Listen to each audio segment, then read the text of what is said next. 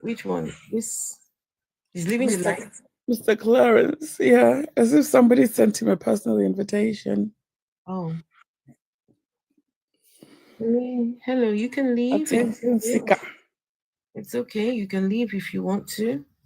You can leave. No, not a problem. Isn't Ife sweet? Where's Ife? Ife said, host, I'm tapping and feeling sleepy. Just want to contribute at least 10K likes. Oh, you're wonderful. Go sleep. Oh, that's nice. Hey, Kata. Hello, everybody. Okay, so I've got the stream up on YouTube. So that's it. So we're going to start. What I want to do is prove to you that these two people are liars. These two men up here, right? Just give me a second. Okay, so let's prove to you that these two men are nothing but liars. Let me turn on this light. I don't know if... Oh, is that too much? Is that too much? Afro, is it coincidence that they're both wearing blue? No, it's not. That wasn't planned. That wasn't planned. No. There was no method to the madness. There was no.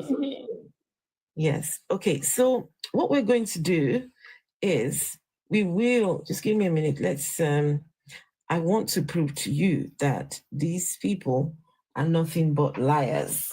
Give me a second.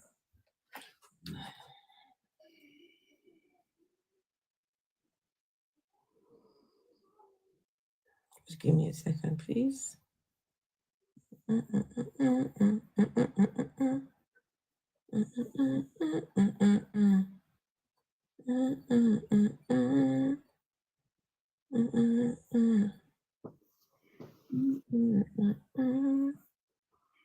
Just give me a minute, Becky. We're going to start.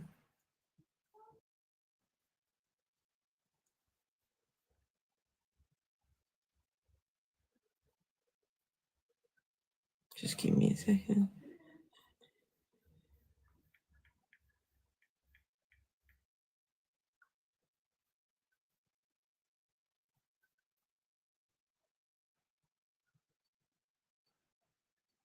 Just give me a second. We're going to...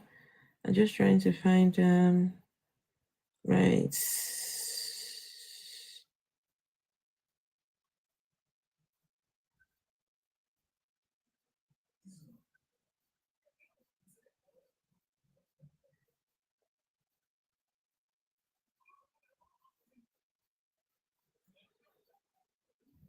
Okay, right. I think I found...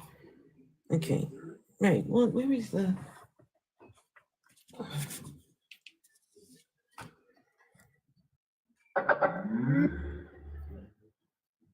Right, so...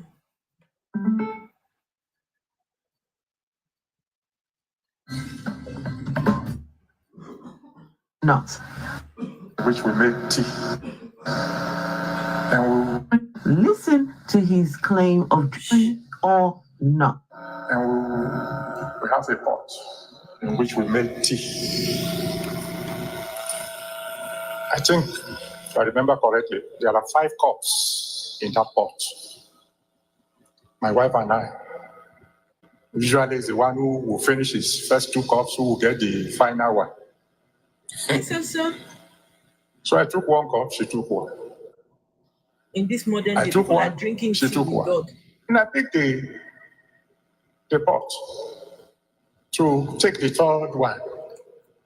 And the pot was empty. I looked at her. I couldn't remember when she took the 3rd one. What happened to my tea? No, it was in the toilet. And I heard the voice of the Lord. You don't have to believe me, all right? Loud and clear. I said, sir, when you prayed, you invited me to join you.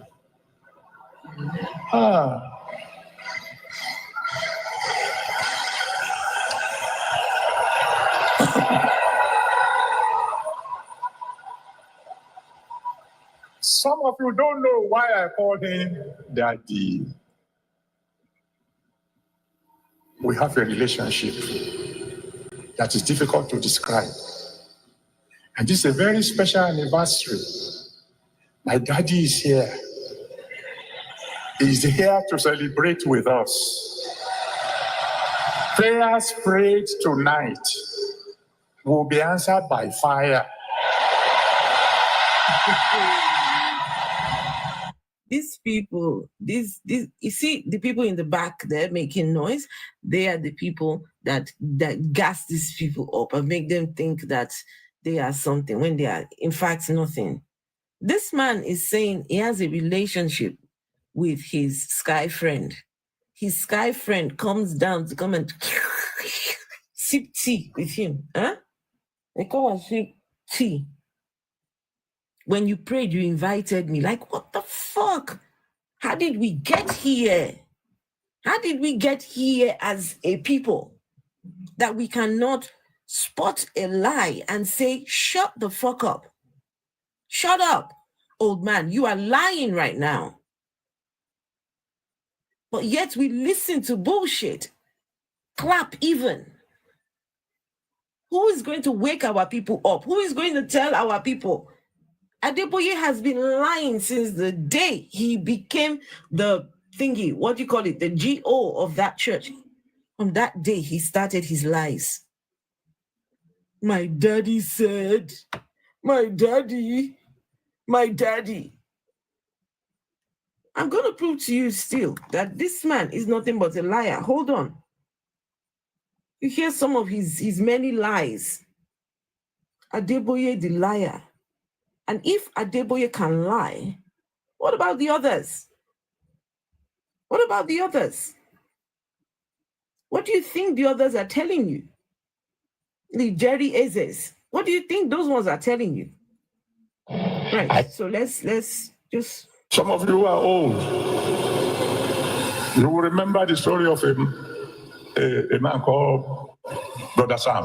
That's how we refer more to lies. him. Adeboye's lies. He was an illiterate man, young man. He couldn't speak English. But God filled him so mightily with power, with anointing. Shut the fuck up. Oh, it was something else. On one occasion, they invited him to come and preach in a teacher training college because they've heard about him. That's where this conversation should have ended. That conversation should have ended right there. God wants to talk to some people who only speak English. And God went and looked for Brother Sam, who cannot speak English. God left all the people in all of Nigeria that can speak English and says, no, let's go for the person who don't speak English.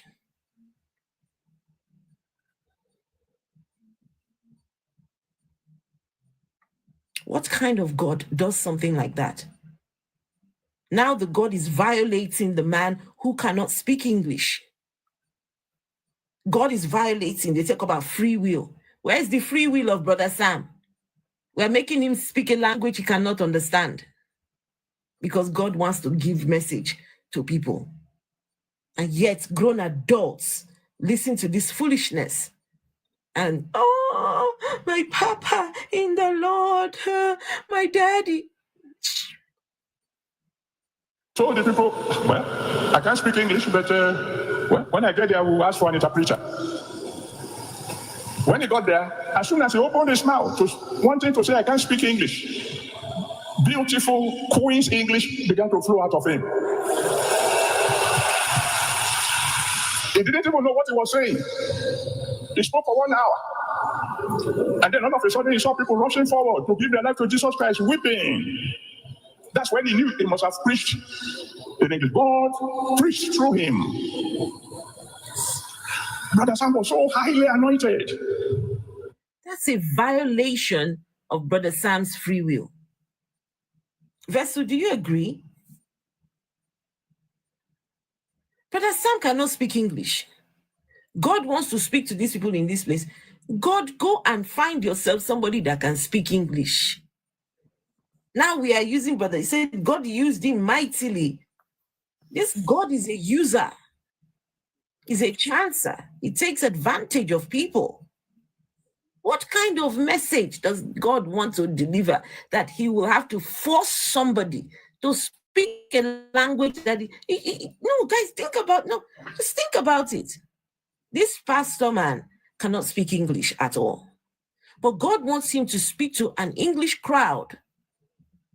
The man now stands there. You know you can't speak English. You go and stand at the front there and start opening your mouth. And then God now enters into you and starts, hey, Big Joes, starts speaking English through you. And when you are done, the people start crying. They start coming out, oh, I'm giving my life to Christ. And now he knows that, yes, come on, people. Who are the people that believe these things? Who are the people that believe these things? Do you know what it's giving, Afro? It's giving Ikra. Ikra.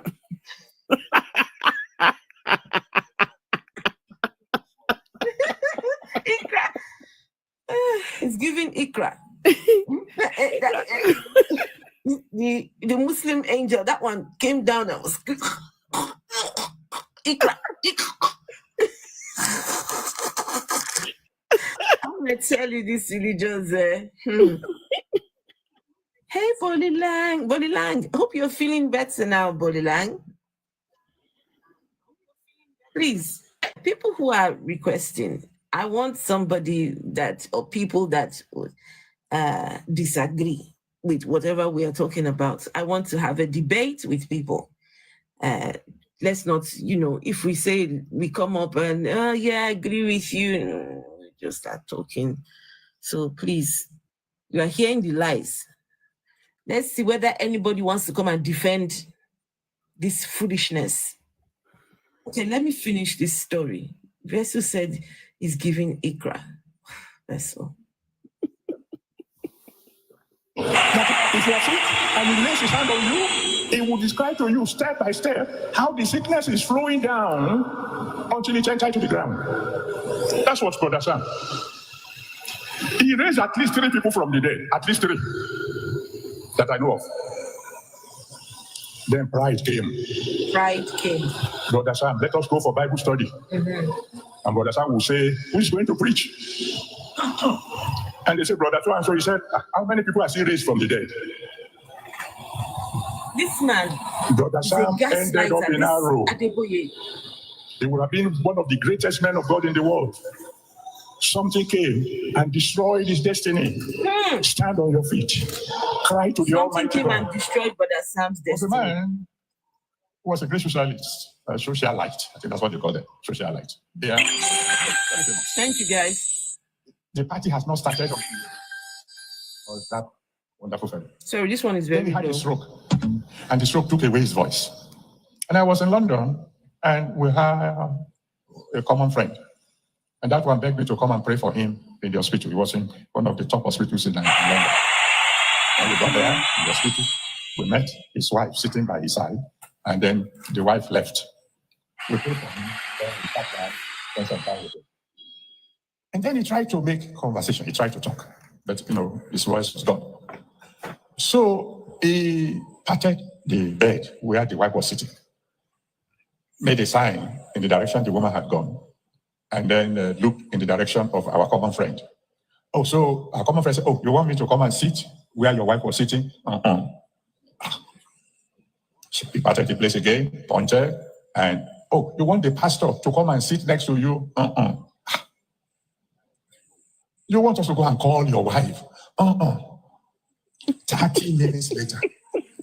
By now he was sweating. We got the message he was trying to pass across. Your wife, who left, is coming back. 30 minutes to say a sentence when the voice is gone. You know how many people you phone in 30 minutes? You know how much you say. That's just one. You just put that in your pocket. One of my daughters was sick. got to the hospital to discover that she had cancer of the voice box. Mm-hmm. And that the only way to save her life is to cut the voice box off at UCH, Ibadan. I was there after they performed the operation. And of course, she was crying. We were crying too, my wife and I, because she was close to the family. But we prayed. We prayed, assuring her, and there's a God in heaven who can reverse the irreversible. Even though we just said that in faith. God have mercy on pastors. There are things we say that if you know how much of it we believe, it will frighten you. Years passed, for 2 years or 3. And then whenever we wanted to communicate with her, we had to text. We phone, she would text as in reply. Then one day I traveled abroad and I came back home. And as I was coming out of the car, there was this woman who was rolling on the ground. And my children said, "What's wrong with this woman?" And I turned to look. And she said, "Daddy, it is me. I'm speaking again." Remember the story I've told you again and again of a woman who was in the city of Ilorin and she had cancer of the voice box. He traveled and came back, and guess what? "Daddy, it's me. I'm speaking again." So Adeboye, where is the testimony? Where is the miracle here? This is the bullshit that this man has been telling for years. He has over 35,000 churches speaking this bull crap. This other one, we're coming to his own bull crap, this one. Mr. Inanimate Objects. This one's God is now fixing toys and broken plates and broken... His own God. This one's God has graduated now. They're now fixing... if your toilet is broken, call his God. If you need someone to come and carry your dustbin, call this man's God, he will come. What God cannot do, vessel. You're just laughing. Exists. But what God cannot do exists. No. What God cannot do exists. No.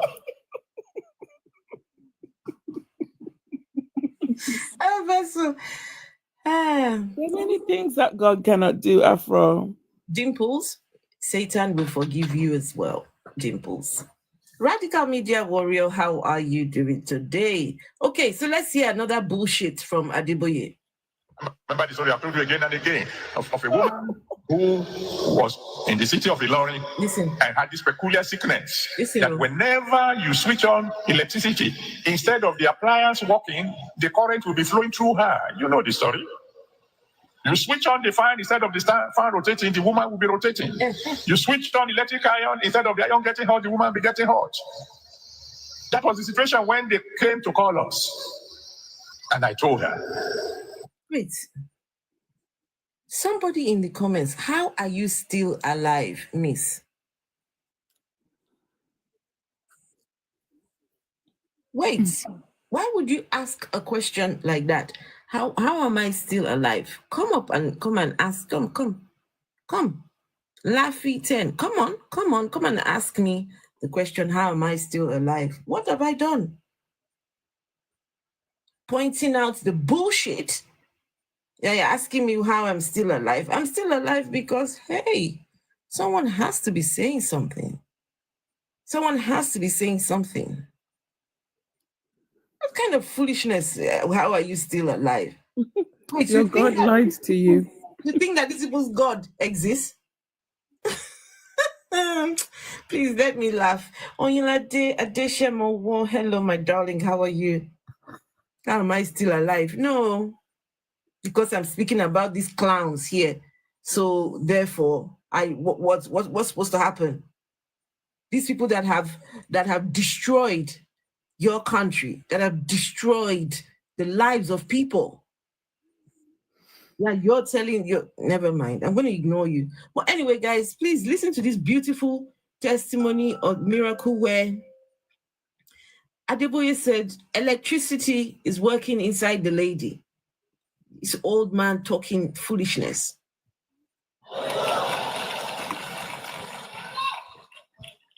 Remember the story I've told you again and again of a woman who was in the city of Ilorin and had this peculiar sickness that whenever you switch on electricity, instead of the appliance working, the current will be flowing through her. You know the story. You switch on the fan, instead of the fan rotating, the woman will be rotating. You switch on electric iron, instead of the iron getting hot, the woman will be getting hot. Yeah. That was the situation when they came to call us. He came to call you. And I told her, because in the house where she lived, you dare not put on the light. Give your life to Jesus Christ, you'll be translated out of the kingdom of darkness into the kingdom of light. She gave her life to Jesus. We prayed a simple prayer. We switched on the light came on. We switched on the fridge began to work. We switched on the electric iron began to work. When you give your life to Jesus Christ, you are translated. And to boy got born again. And they wanted to keep. Give your life to Christ, guys. Just give it. Just give that white boy. You know that white boy that the colonial masters brought to us? Yeah, you know that white guy. Let me see if I have a picture of the white boy. Right. I might have a picture of the white boy. They say you should give your life to him. All the current running through your body. No, that's not what I'm looking for. Come on, girl. All the current running through your body will stop. And look at him. Yeah? Look at the guy you give your life to. Huh? No, thanks. They say if Jesus existed, this is what he would have looked like this. Huh? One of these ugly morphos. Ew. That's to give your life for. Ew. That's who you have to give your life. Ew. Double ew. Look at the fine boy that these people lied to us. They said this is what he looked like, and this and that. Meanwhile, look at what they say. If he existed, he would have had dirty teeth. He would have been smelling. He would have looked like this. This is what he would have looked like. This is the man. You give your life to this guy, you'll be translated according to what is his name, Mr. Adeboye. They say you should give you this. And They catfished us, Afro. Sorry, my love. They catfished us. Right? See proper catfishing. Look at. In fact, I think I have another picture. Let's see. I think I have another one. Wait, there's another photo that depicts what Jesus would have. Well, just, people come up with all these images. You'll see it in a minute. You see what the sky friend, the one that they're expecting to come back. This is what he would have looked like. Hold on, let me see. I found it. Look at the guy.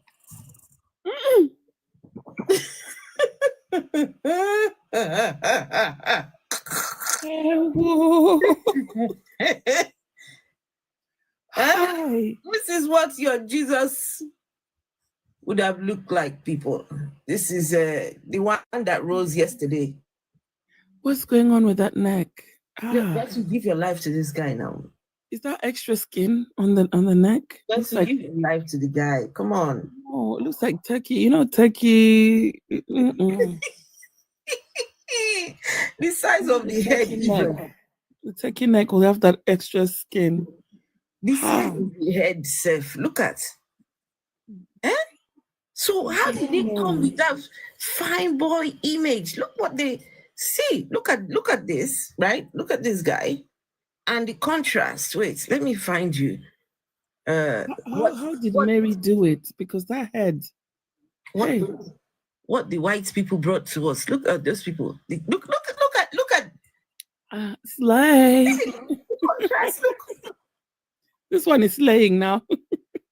So this one, Nagushi now. No, see, this is This came off the runway. Vogue. You think this one was walking around in the desert? This one? You know, this one, you would be going, ew, ew, ew. Ew, what's the smell? Security. Where's my assistant? Can you get me my perfume? I can't. I don't want no dirt on me.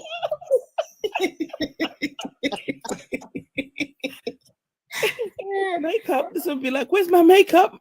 Yeah. Makeup. Oh, my hair. Oh, Judas, can you brush my hair today, please? Peter, can you cut my nails? Peter, you cut my nails, please? Matthew, where's my robe? Am I clothes washed?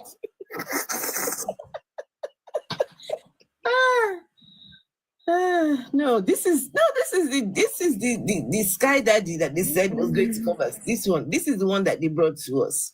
Huh? Let me see if I have another picture of. Hey, look at this. Is that's him and his daddy, but you can't really see it.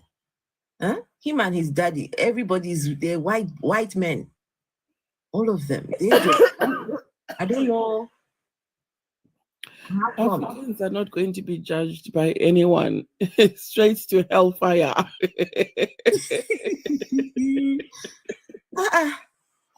How did did Jesus that they said came to save us? Look at the guy. For what reason? Like, why? Why did they have to lie to us like that? Why did they lie to us?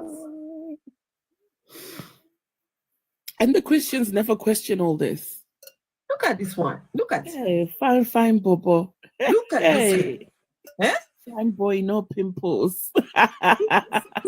Look at this. This one looked like fresh off the Fendi catwalk. Just they come out. See him, Bia. Look at the Bia. Yeah. The shape nice. Oh, look at the guy. The guy is fine though. Look at him. He even has the see, like, the face. It's smizing. This one split chin. Designer version. Now. Look at it. Afro, you always make my day. Leave my Jesus goodness. alone. Rich. I said, leave my Jesus alone. Why? Okay? Why should I leave him alone? Because he's a nice guy. No, he's not. Yeah. Oh yes. Yeah. Jesus is. No, Look at the eyes. Look at the eyes. The eyes tell you everything. Look at those eyes. No, Rich, I need to burst your bubble. Honestly, I need to burst your bubble, please. We were in a live earlier this month. Listen.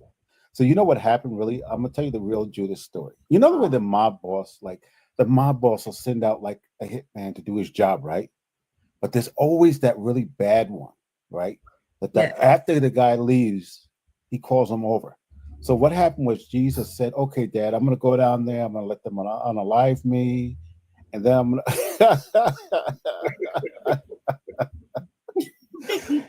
I'm gonna let them unalive me, Dad. Everything's gonna be fine. Yeah. And then when he leaves, he calls over his playmate from when they were kids, Judas, and he goes, you listen, Judas, I love my son, but he's got a jelly back, right? So he's gonna try to hide. So just in case he tries to hide, I want you to I said, do the job, make sure the job is done. So my boy's, he's a little punk. My son, I love my son, but he's a little soft and he doesn't like to get dirty and stuff. So even though he says he's going to get on that cross, I think in the end he's probably going to try not to. So when he does that, you make sure he gets on that cross. And Judas said, okay. Think about it. That's what happened. Vessel, Afro. Hey. God knew that Jesus was going to punk out. He knew it. It was his son. Please just sing with it so we can hear. Was it me? No. The gentleman was No. talking over you. I wanted to hear what you were saying. So listen, think about it. So Jesus, Jesus and Judas, their spirits used to play together as kids in heaven, right? Mm-hmm. And all the time, Jesus was always the one that was crying and whining and coming home and, Dad, I stubbed my toe. I got dirt in my eyes. And Judas was the one who would come home dirty and all that, and he didn't care. So they grew up together. Mm-hmm. So God and Jesus made this deal. But see, God knows his son has a jelly back, right? He's not he's gonna punk out. He's gonna do it. He knows it because he always punks out on everything. So after Jesus had that meeting with God and he left, God called Judas over and said, listen, Judas, I'm gonna send you down around the same time. I want you to become his disciple and just hang out with him, because you know my boy is gonna punk out. And when he punks out, make sure he gets on that cross. Oh, Rich. That's what happened. Rich. I believe you, Rich. Because Jesus tried to hide in that garden. And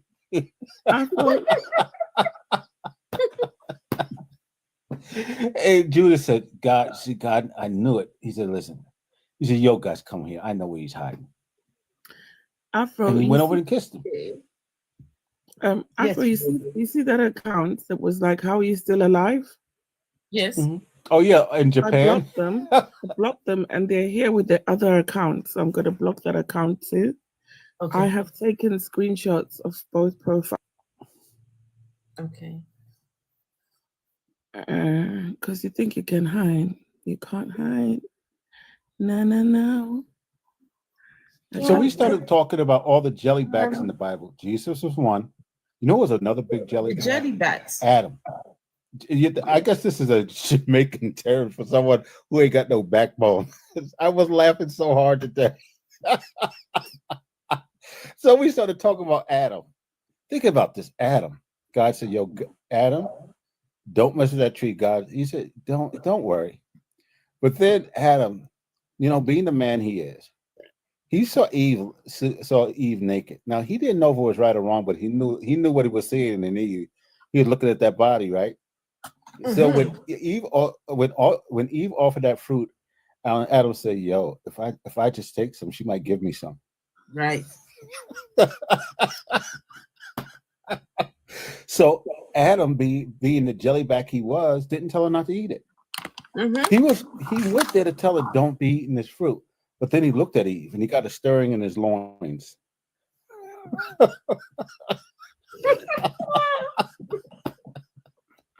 Listen, in his loins. I love that. Yes. Yeah, he got the stirring in his loins.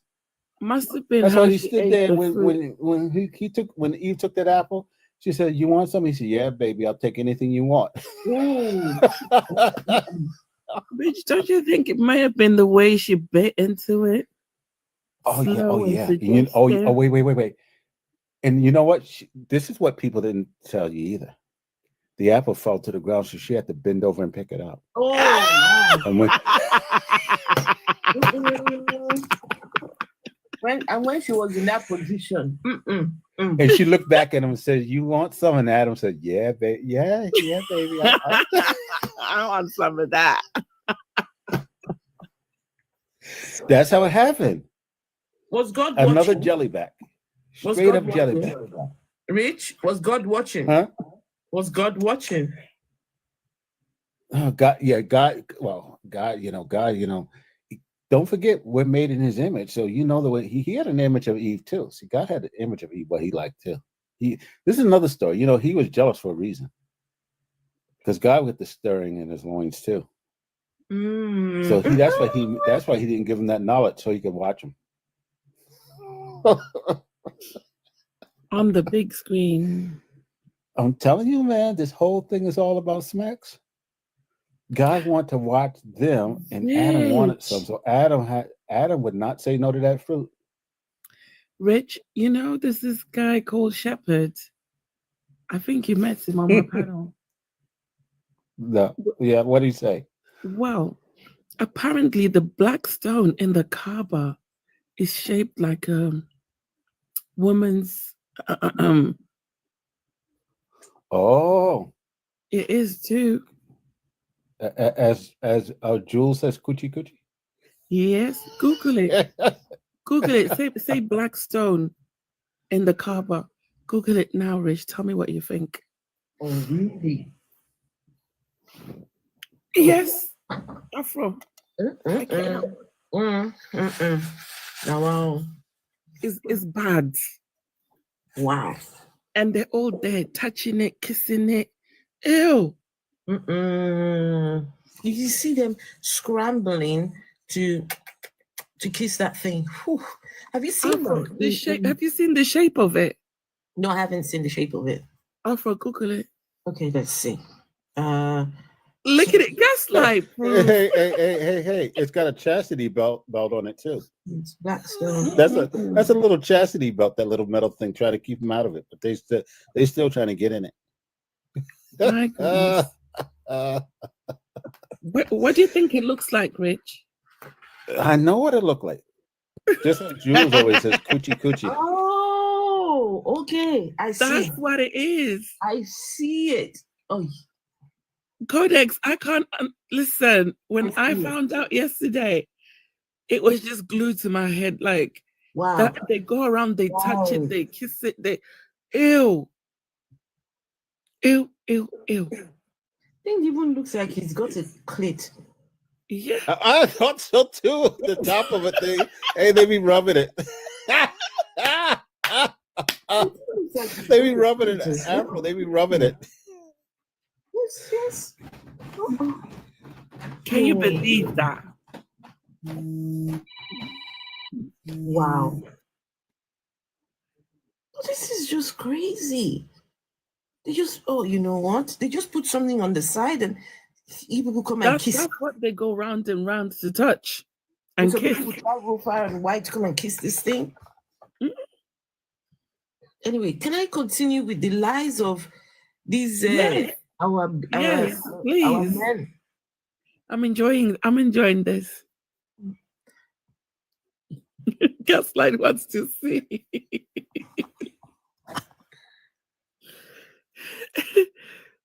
Right. So let me continue, right? With the lies of Adeboye. Let's see. Killing in his country, so Iran. Kingdom of light. She gave her life to Jesus. We prayed a simple prayer. We switch on the light came on. We switch on the fridge began to work. We switch on the electric iron began to work. When you give your life to Jesus Christ, you are translated. And the boy got born again. And they wanted to kill him in his country, so he ran. He came to London. And he had no papers, so he couldn't get a good job. And he was working in a fast food restaurant. But he held on fast to Jesus Christ. One day, one wealthy Arab came to London. He wanted to buy houses. He was loaded with money. But his English was poor. And he didn't know the process of buying a house in London. So when he sees a house that he likes, he will go to the fellow there and say, house, I buy. And the fellow said, get away from there. Who told you I want to sell my house? So after some time, he became tired and hungry.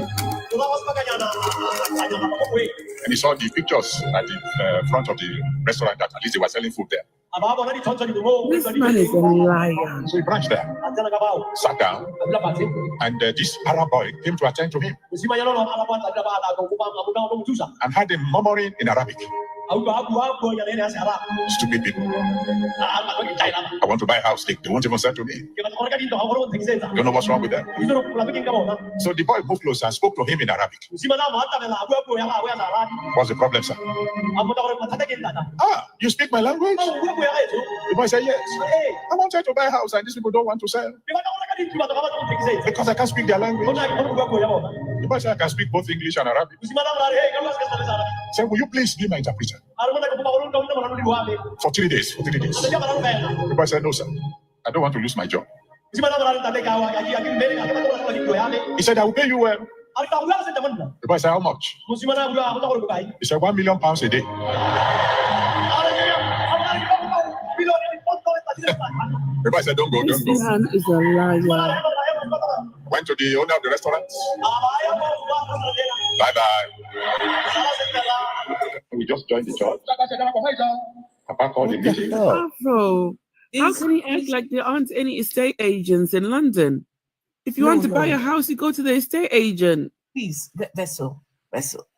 Let's assume that the story is true, right?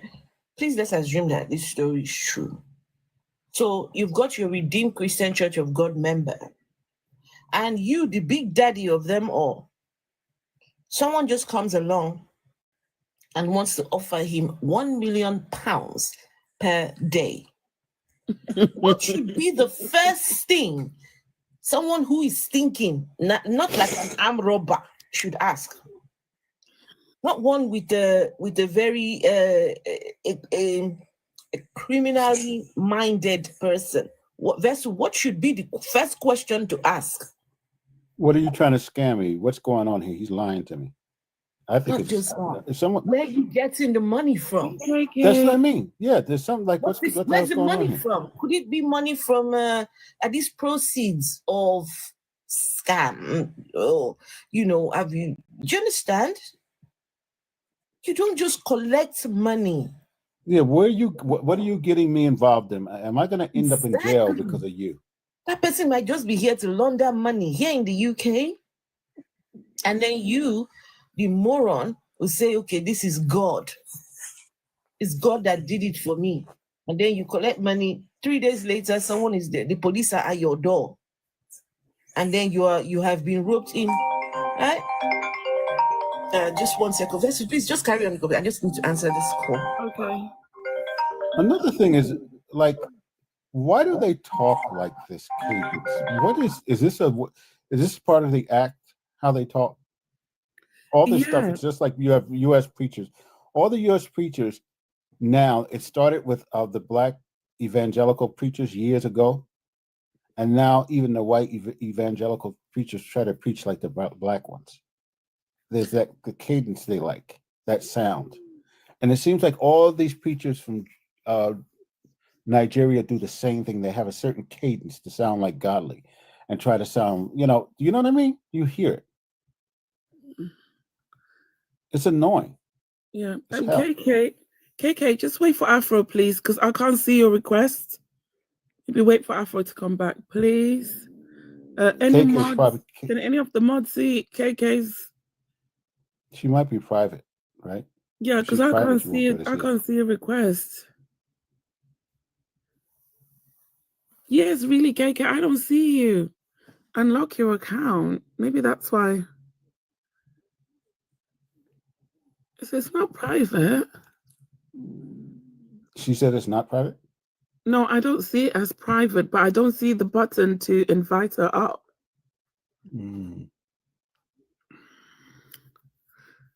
Just wait for Afro, please, KK. You know what? Actually, why don't you close another thing sometimes you have to do, KK? Close the app totally and then come back up. I haven't seen this KK. I haven't seen you in a while. I haven't seen this name in a long time. Yeah. I don't even see her in the list of viewers. She said she was private. Now try it. Should I try it? Yes, she said try it now. I don't get the button to bring you up. I don't know, maybe... Yeah, I think she's going to have to drop out and come back in. Drop off the app and come back in. Oh, no. Let me see if you're in the list of viewers. Because I haven't seen KK in a long time, the name. I know, right? The name. Who's KK? Let's see if I can... I can't even invite you, KK. Maybe go off the live and come back in, maybe? Yeah, I would close. I would just swipe. I would actually close the app. Oh, and just restart it. wait. I see you. Okay, got it. There you are, KK. Hey, KK. Oh. No, don't leave the live. You're up. You're up. KK.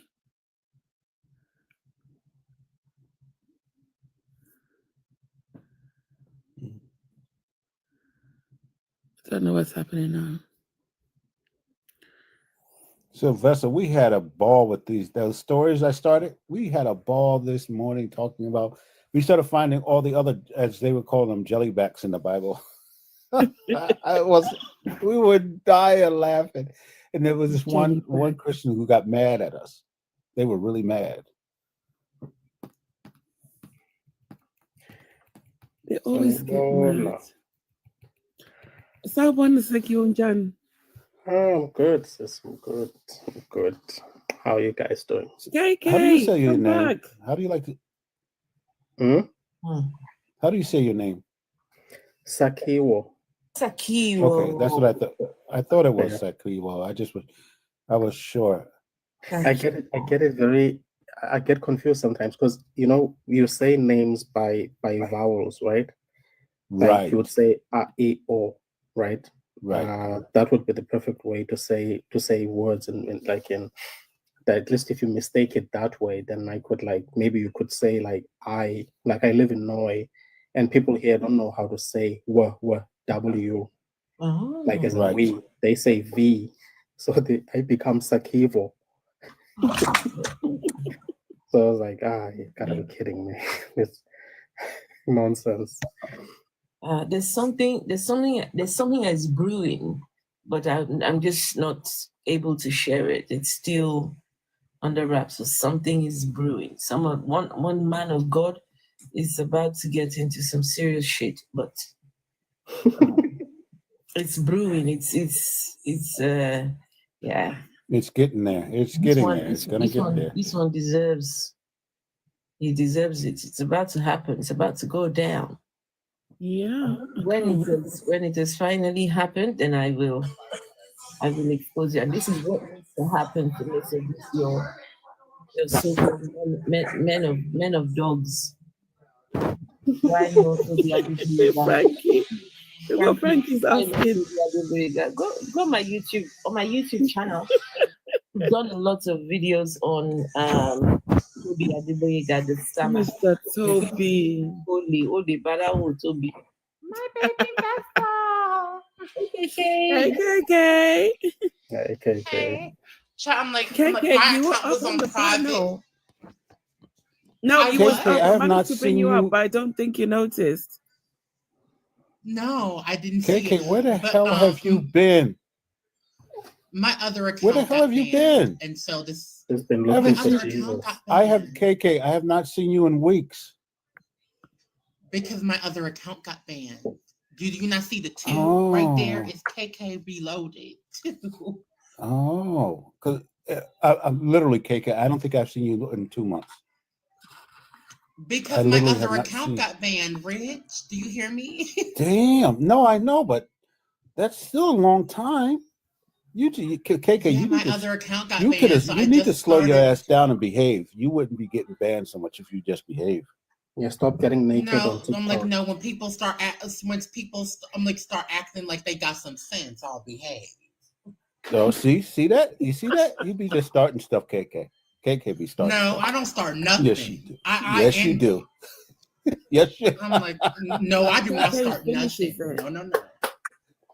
KK so KK like the kid. You know what KK like the kid who get. You know when one kid hits somebody, and then KK gets the last hit, and the parents see it, and the KK get punished, and the other kid that do the first hit don't get caught. I was absolutely that kid. I'm gonna punch you back, and I'm not gonna get in trouble because my family told me to punch you back. Can I go talk to my grandma? Can I continue with the video? Yeah, go ahead. Please. Okay, yeah, go on. My account has been private. Good to see you, though, KK. Okay, this is. Papa called a meeting. It's all those who are workers. And said, the church is in need of money. Seriously? Within a week. So every one of us who are close to account. He just joined this Redeemed Christian Church of God, right? He's about to narrate how he became the leader of RCCG. Right? Just listen. It's the gaslighting here. It's the aggrandizing of himself. in this particular story. But listen to it. Might be going a bit too fast. Let me slow it down a little. Okay, all right. So here he is, right? Just joined the church, he says. Bye-bye. We just joined the church. Papa called a meeting. It's all those of us who are workers and said the church is in need of money. Seriously. Within a week. So every one of us go and close your account. And bring the money to the church. So we left. I closed my account.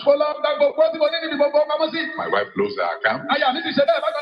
There wasn't much money there. Whatever was there, we closed. We brought the money. Following Sunday, at workers' meeting, Papa said, thank God the need has been met. He then said, but how many of you close your account like I said? I raised my hand. My wife raised her hand. And we look around. What's happening? Are we the fool? And God spoke to me. Son, you're not a fool. I allowed this to happen so that when I make you number one, nobody will be able to complain. God is a rewarder of those who diligently seek Him. God made him the general overseer because Adeboye emptied his account.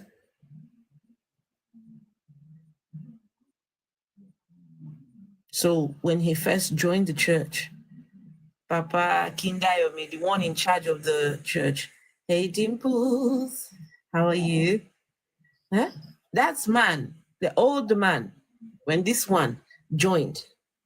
Akindayomi says, we have a need in this church. Everybody go and close down your account and bring the money to me. This one went, he closed it down. His wife went, closed her own down. Dimples, good to hear that. Can you imagine two grown adults who are parents of children close down their accounts because of a preacher, right? And then the next Sunday, it's what he said next, that the man said, the need has been met, right? Whatever need that this man had has been met, but who closed down their account per instruction that I gave? He raised his hand. The wife raised, they were the only two that raised their hand. Then God told him that he lets this happen so that tomorrow when he is number one, nobody can complain. Can you see how Adeboye is gaslighting these people into thinking that, look, you have to give your money, empty your accounts. It's very interesting that God would never ask for shoes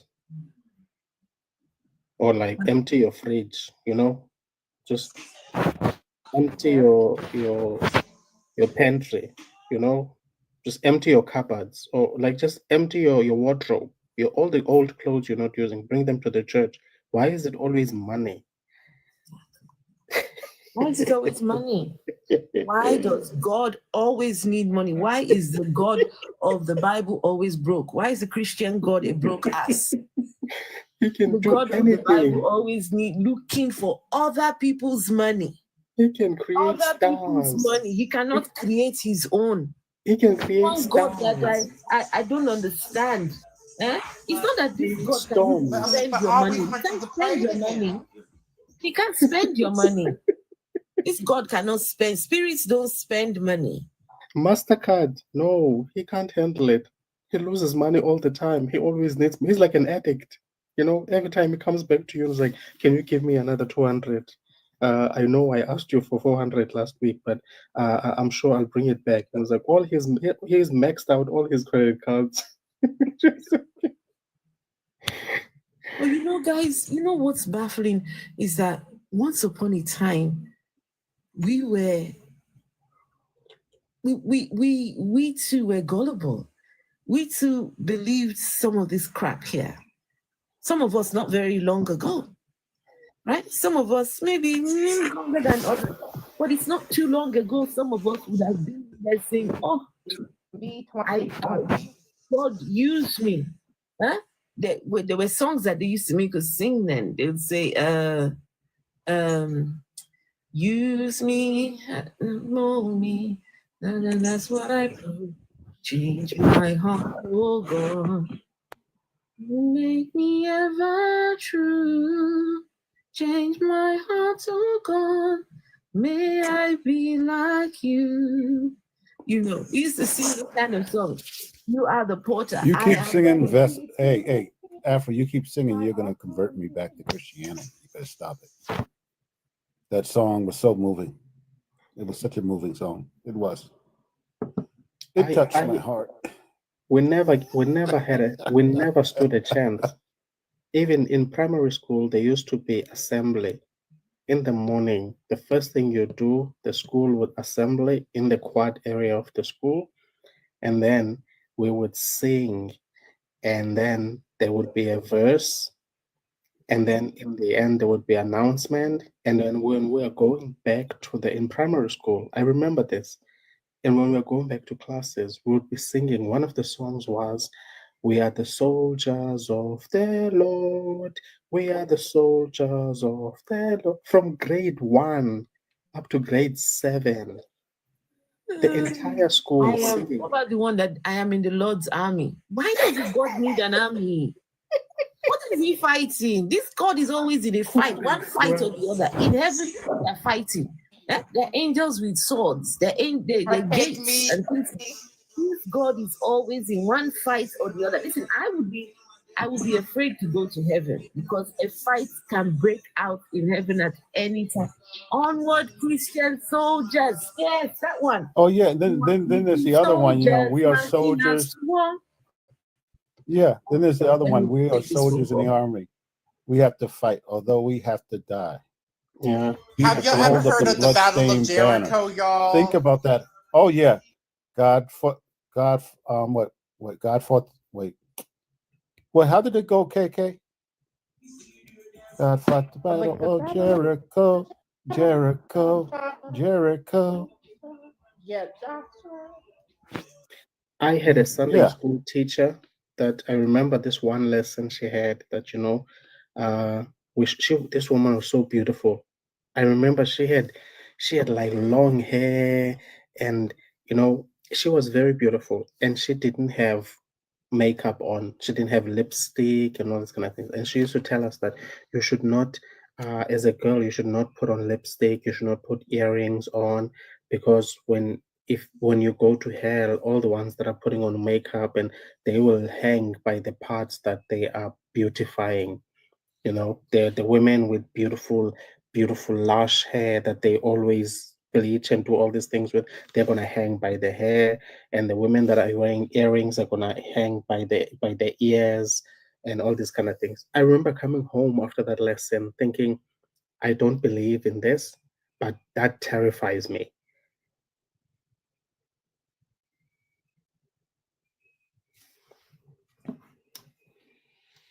Mm-hmm. You know what I've been saying lately is like my ex was teaching, my grandson the bedtime prayer. I heard, and my daughter didn't know either, and we told her to stop it because if you hear that bedtime, God, now I lay me down to sleep. I pray the Lord my soul to keep. If I should die, be out before I wake. I pray the Lord my soul to take. That's a scary prayer for an 8-9-year-old kid. They shouldn't be teaching that stuff. None of this stuff. It's all horrible. It's all about fear and control. But yet they say God loves you, and all they use is fear and control tactics.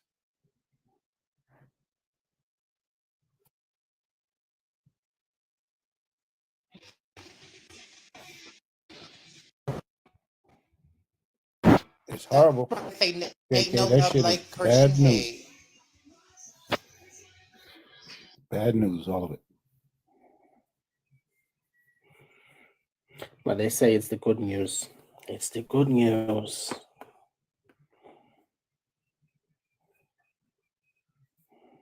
But it's all this, you know, in order for insurance companies to get people to buy into their insurance, they have to convince you that everything is a risk. You know, they will ask you before you buy a car, do you have insurance? You know, the roads are very dangerous. You know, you better have yourself some insurance. You know, do you have insurance for your house? Because somebody might break into your house. You could live in the nicest neighborhood. You know, they still sell you insurance for the security of the house. What if somebody breaks into your house and steals your stuff? What are you gonna do then? You know, so it's the same thing. Christianity works with the same mentality. Did you know that you sin? You know, when Christians, I remember we used to stand in the corners in South Africa when I was growing up, and then, you know, the Christians would come and they'd be like, "Hey, did you know that Jesus loves you?" And I was like, "What?" "Yeah, Jesus loves you. Do you know that Jesus loves you? He died for your sins. You are a sinner." I was like, wait, you don't know me. Why would you say that I'm a sinner? Yeah, you are a sinner. You are all born in sin. And in order for you to be saved so you can go to heaven, you better get yourself some Jesus. It's the same insurance claim. The same part. I think that a whole baby was born in sin. Like, do you understand how, like, people, that's literally insane. Like a newborn baby. Mm-hmm. Imagine somebody coming to see your baby after you gave birth to your baby in the hospital. They come with all these cards, greeting cards, and so, oh, such a beautiful, it's a boy. Oh, don't forget, they are sinners. Imagine that. Somebody saying that to you. Like, greeting you at the But that's hospital. how Worse saying, or even worse saying, "Oh, that's such a beautiful baby. Too bad that he's going straight to hell."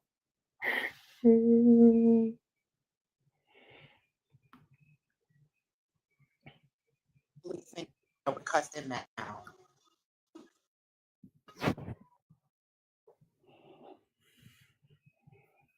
KK, I don't know, your network is bad or something, but you're crackling.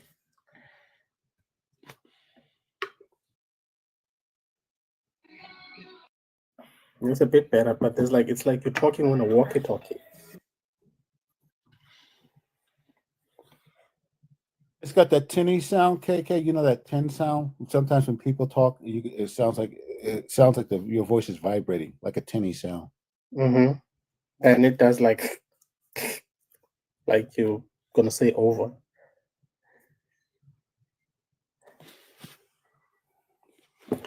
I gotta take my rounds. I'm coming back.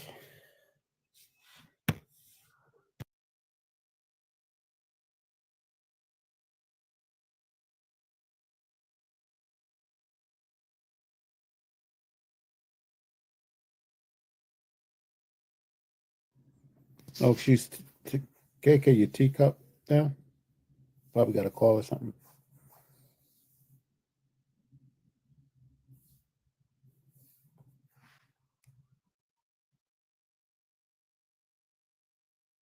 To get the Wi-Fi.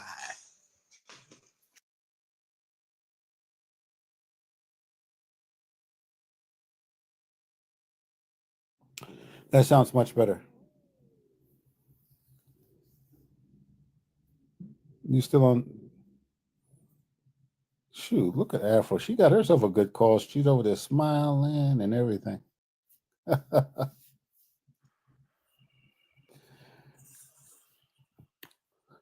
you back yet, Afro? Yes, I'm back. Sorry. So Afro, not mentioning names, but I'm getting my hair detangled while we're doing this too. So don't. Okay. Sorry. So Afro, I saw not to mention any names, but I saw you got a gift the other day, and I was glad to see you get the gift. You know what I mean? Yeah, I know what you mean. It was a good feeling to see that. Ollie, it was a good feeling, yeah. That should never have happened. I tried. Yeah, but it doesn't matter. It's over, right? It's good. It's over, but there's some. Never mind. Oh, it's like there's scars of anytime you go through something, you just have to go through that period of healing, rebuilding, see where it goes. That's how you do it. I've done this, believe it or not, I've done that online here too with a couple of people. I've never mentioned it. I talked to them in DM. We squash and we're fine. Okay, yeah, which is good. I mean, the one thing about me is if something like that happens, so long as you come back, and say, look, hey, I was wrong. I'm very easy. Just let's go. Life is too short. Life is too short. Yep, it really is. Maximus. How are you, Maximus? Okay, guys, so let me continue with the lies of this man. And then he said one thing. And with that, I'm going to close. I'm sure you all know that God is love. God said something in Proverbs chapter 8, verse 17. Proverbs 8, verse 17. He said, I love those who love me. And those who seek me early shall find me. I love. You want to be a favorite? It's only because his son was the holiness road. And I cried listen to this other story and I will by show you how much I can love you. And I remember that night, as if it happened only yesterday, I was walking in the camp. The camp was much smaller than the main road. Then was the holiness road. And I cried to God. I became desperate. I said to God, Lord, I told you when I was born again, I don't want to be an ordinary Christian. I told you when I became a pastor, when you forced me to become a pastor, that I don't want to be an ordinary pastor. He's speaking to God. Adeboye said he did not want to become a pastor. God forced him to be a pastor. Did you guys hear that? Did you hear it or no? Do you want me to take it back? God forced. No. We heard it. Yeah. I'll take it back because sometimes people they might skip them. God forced him to be a pastor. Next time, the Christians will come along and say, "Oh, but there's free will. You've got free will. Free. Nonsense." Was the holiness road, and I cried to God. I became desperate. I said to God, Lord, I told you when I was born again, I don't want to be an ordinary Christian. I told you when I became a pastor, when you forced me to become a pastor, that I don't want to be an ordinary pastor. Remember, desperate prayers does not respect protocol. And now you made me a general overseer, contrary to all my plans. And I told you I don't want to be an ordinary general overseer. I don't want it. So God, I hope you are listening. Let's settle this matter once and for all. It's either you empower me or you take me home. Desperate prayers. What kind of prayer is this? And suddenly, there was an earthquake. Those who are old enough will remember. Probably the only earthquake that ever happened in Ogun State. That preachers in Ijebu, Shagamu were dropping off. They didn't know the source of the earthquake. It was here on this camera. I can still show you the spot where I was standing. I knew then he had had me. I knew then the answer has come. I am believing God for someone here today. This man was talking to his God. Say, you forced me to be a general overseer. Now that I'm a general overseer, you have to either empower me or unalive me.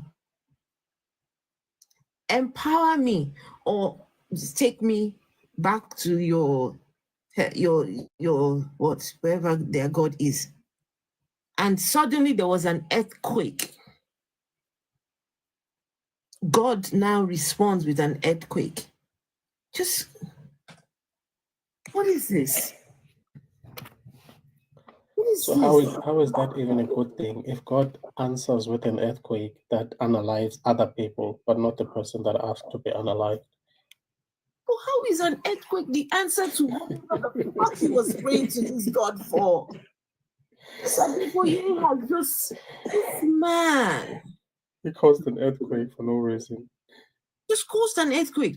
And there really was an earthquake in the States, right, many years ago. I don't know if anyone died at earthquake. I hope not. Because if anyone died in that earthquake, this is the man you need to go and hold responsible. Him and his God. Him and his God caused earthquake. So what? Listen, Afro, I'm here to correct you. Every time I see you step out of line, I'm gonna work with you here. God works in mysterious ways. His blessings come in his time, not your time. Just understand and just wait. Wait on him. Rich. Just wait on him. He's on time and he's good. He's a good God. He's on time all the time. Just wait. Afro is a rebellious woman. Doesn't want to wait on God. You have no patience for your Lord. Get it together. She's not a submissive woman. There's only one thing that God can do for me that would make me even listen to this one thing. Just one thing. And yes, it is very naughty. Just the one thing. Yep. Just one thing that God can do for me that could even make me even okay. God. I'm like, Afro, do you want to spill between? I'm like, do you want to whisper to me your vessel between us girls? Vessel might even know what it is already. She might know. She might know what it is already. Just the one thing.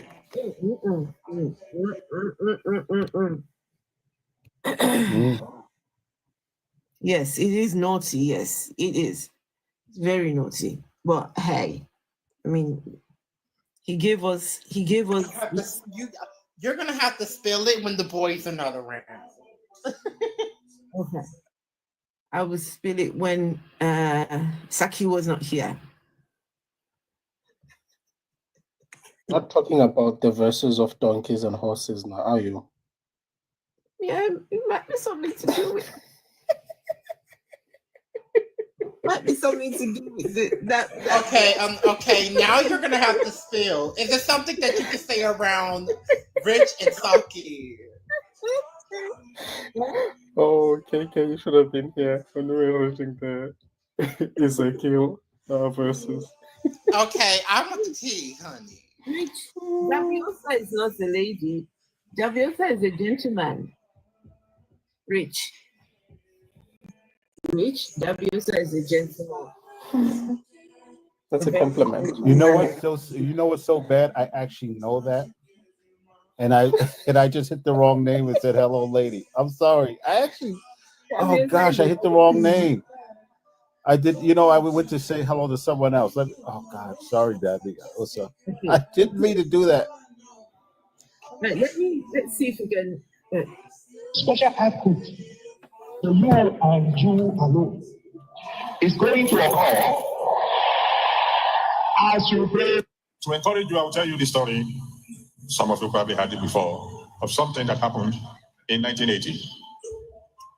We were having programs of this nature in several places at the same time in Nigeria. And I was going from town to town, supervising to make sure everything is in order. I was preaching in a town called Warri. Why are you laughing? And some of you don't know that good things do come out of Warri.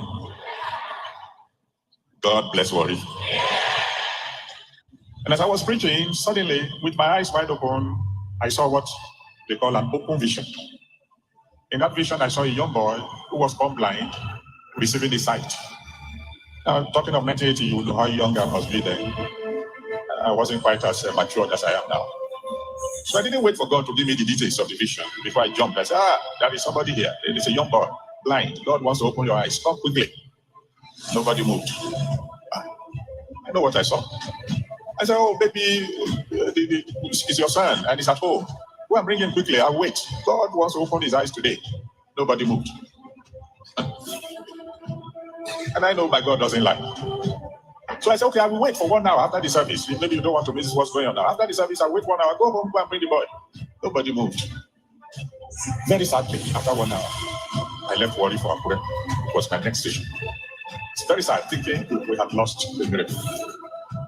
We got to Akure late because I was waiting for that boy.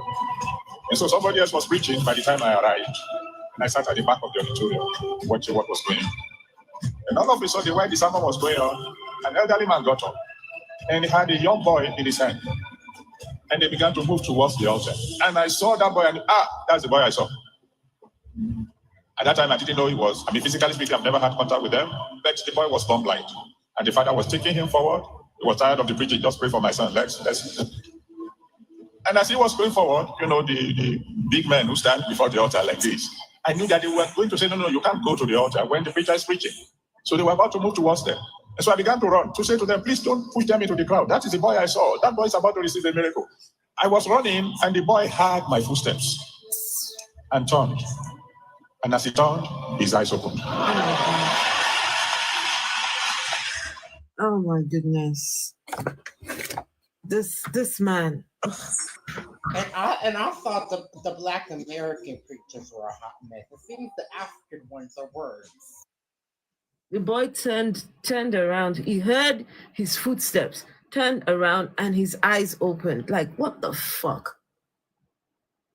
What the actual fuck is this man on about?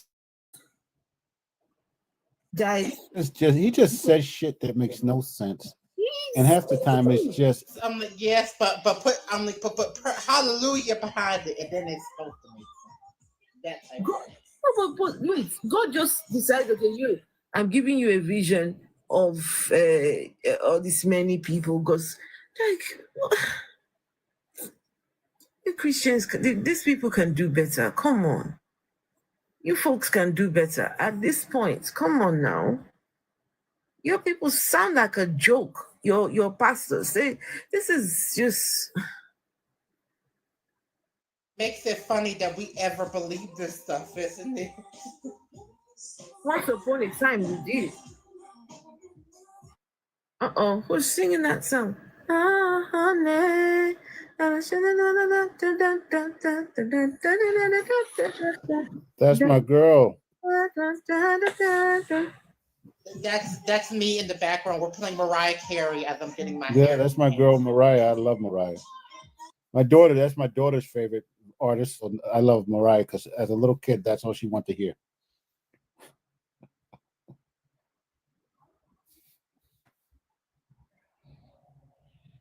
You know what's so funny too? You ever see getting my hair detangled so I can get it straight in tomorrow. So yeah. So do you ever see where like you'll get the minister in the middle of the group and they're telling them all these stupid stories and everybody laughing and they just loving the stories and they're just eating them up and all the stories are lies. I believe all the stories are lies they be telling. All these stories of the power of God and all this bullshit and hey, look at someone in here. Look at someone in here. Where do I block your lives? Huh? Where's the comment? Where's the comment? Huh? Where do I block your lives from popping up on my TikTok? I don't know. Go look. Look at you. Instead of coming in here and asking us, go to help. TikTok has this thing called help. How about you ask Jesus? You want to be sucked up the ass of these people, Abby? Eh? Afro, you didn't answer it properly. She should ask Jesus. She wants to be sucked up there behind. She wants to be sucked up there behind. She loves it inside their nyash. No, you don't want to be blocked from their nyash. Go and stay up inside Adeboye. Afro, I didn't know you could shade like that. I love to see it. Doesn't want. I mean, you're here. You've had to get yourself in here somehow. Huh? Stupidity. You follow the religion of the colonizers. Huh? You did not find a way to block the colonizer's religion from yourself. Eh? You embraced the religion of colonizers, and yet you want to block me. Okay, go and block now. Olodo. Vicky. Like, bye-bye. I'm like, go pray about it to Jesus. I don't know what to tell you. Real Olodo. Those are the grown adults that go ask the colonizer for your answer. No matter how much you tell them or show them, these ones, they will still hold on to that their white boy, their white boyfriend they call Jesus. They're still gonna hold on to him, which is not a problem. You can still hold on to your white friend. Yeah. Hate everything about slavery but Christianity. That's sure enough the truth. What does that mean? Hate everything about slavery. I'm like, it's a thing like in Black American atheist circles. So you know how like Christianity, it's specifically in the diaspora, came through like through slavery and stuff. So in America we say like Black folks hate everything about slavery but Christianity. It's the same that we say in America. I get it. You hate slavery, but you hate you love the people that caused and did the slave trade. Instead of hate, it's in reference to certain biblical scriptures being used to basically keep enslaved people docile, like obey your masters as you do the Lord and stuff like that. Like those things were very pervasive, specifically in America. I can't speak to the Caribbean, but in the United States, it was very pervasive. And not even that. You look, the people that call themselves Christians. I'm sorry, people. You are not the chosen target. They don't want you. They don't want you. They're not looking for you. It's not you that the God wants. He said he's only after his own special children. Now, was it not the Apostle Paul, or whatever he called himself, said, now you guys have been grafted in. It wasn't for you. Jesus did not come for the likes of you guys at all. That's if the Jesus existed, I mean, right? Nothing to do with you. Then we have somebody in... Even if he did existed, because I've actually had that debate before, even if he existed, now you have to prove that he was the Son of God. You have to make, like, let's say we concede to the idea that Jesus was a real man. You still have to prove he was a supernatural entity, that was the Son of God that resurrected out after 3 days. Because that's literally what the religion is based off of. You have to prove it. Well, it's just ridiculous that these people believe in a religion that is so evil. This is an evil belief system, right? Why would you want to identify with that? Why? Why would you want to choose to be a Christian, right? For what reason? I don't know. I don't get it. And in our part of the world, it's just... It's called indoctrination. Yeah, but... yeah, when nearly everybody is indoctrinated in this religion, I mean, what do you do then? Because that's the thing, it's a cycle. So you take the parents and then the children, and then the children bring their children to church, and then so forth and so forth. That's why, like, I'm like, I don't know if you've seen it, but like I've seen like pastors like freak out at the idea that there's not like a lot of millennial and Gen Zs in the church, because then our children are not being indoctrinated either. So again, the church is so what you're gonna see, and I've actually seen like statistics, like the Christian religion is going to die out probably within the next 2 generations, because no shade, a lot of us are sick of it. And now that's not to say they're not going to other Abrahamic religions or other religions. It's not necessarily saying that they're becoming atheists, but it is to say that Christianity is No, it's not going to be the popular religion in the next couple decades.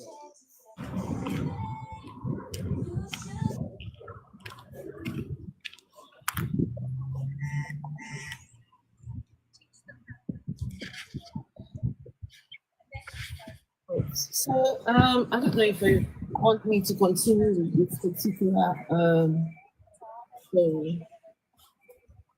I don't know. We got someone join us. Hello, Jomegi. Jomegi. How do you pronounce your name? How do you pronounce your name? Jome. Let's see. Okay. Jome Jintabiz. How do you pronounce your name?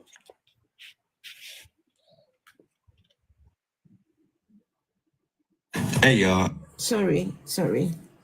Oh, okay. That person is gone. Okay. So. Nobody prayed for him. Disconnect. No human being touched him physically. But God touched him and changed his darkness to light. And someone register my presence. That's not first fruits. That is Happy New Year.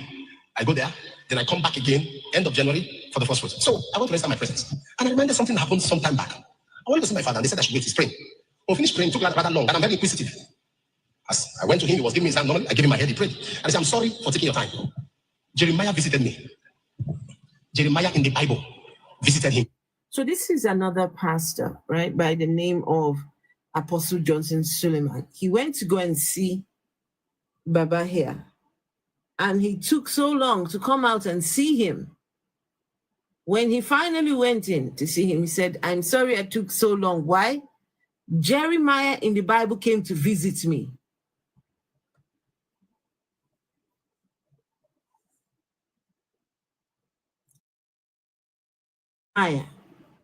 From the Bible came to visit Adeboye. Okay, let me follow. Jeremiah came to visit. Wait, let me. These pastors, you see what they've done to us, eh? You can't make. You know what? The thing is, the lies are so blatant. These are just, he does what? Does he get up in the fucking morning and just says, you know what I'm going to say today? I'm going to say that I visited Jeremiah. No, Jeremiah visited him. Yeah. Jeremiah came by this morning. Hey, baby, guess what I'm going to tell him today in church? And you know that what? Jeremiah came to see me they this actually damn might morning. believe it, Rich. It's crazy, though. I've gotten Yeah. to the point that half the time I hear some of these stories from the Christians, I don't even, and you know, they tell you these stories and tell them they tell you it's my personal experience, and you can't tell me that it's not mine because I experience it, and I just tell them sometimes when they get like this, I just say you're just lying. You can't tell me it's like I'm lying. It wasn't what I experienced. I said, yeah, I can. I'm telling you, you're a liar. I'm to the point after all, I can't do it no more. I can't placate them. I'm not playing these fucking games that these people want to play. Telling these lies to people to get them to believe this damn God. No, not anymore. Let me name this particular one. In end of January for the first fruits. So I want to register my presence. And I remember something happened some time back. I went to see my father and they said I should wait. He's praying. When we finished praying, it took rather long, and I'm very inquisitive. I went to him, he was giving me his hand. I gave him my head, he prayed. And I said, I'm sorry for taking your time. Jeremiah visited me. Jeremiah in the Bible visited him, and they were talking. That's Jeremiah you have not finished reading. Jeremiah in the Bible visited him. I said, I don't understand. You see, it happens like that. Isaiah will come at times. Jeremiah could come. Paul could come. Jeremiah, you have not finished reading. When I went back, I sat down in the car. Jeremiah would come. Isaiah will come. Paul will come. I said, what am I doing with my life? What am I doing with my life? Jeremiah visited me. Isaiah comes. Most of I see Paul. And some of you have not even read what they wrote. You have not read it as revelation. You are visiting a man as manifestation. No. Jesus. Now just imagine Jesus saying, Elijah visited me. We saw that. Moses visited him. We saw that. So this man has grown to that level that the transfiguration experience has become so natural to him. Like Jesus saw Elijah and Moses. The man is in Jeremiah, Paul, and Isaiah. And you are there. You can't even read what they wrote. Talk of seeing them in person. Can you imagine? I stepped back. I said, you see how they now make the members feel bad because you haven't read it this is the reason why them folks are not visiting you. But how is this man saying that Jeremiah is visiting him, Isaiah is visiting him, Paul, the Bible Paul is visiting? Just come on, man. How are these pastors getting away with such lies? Lying to people like this, and these people that sat there just listening, huh? Jeremiah visited me. What Jeremiah visited? Honestly, sometimes I just African version of this Jesus religion. It's on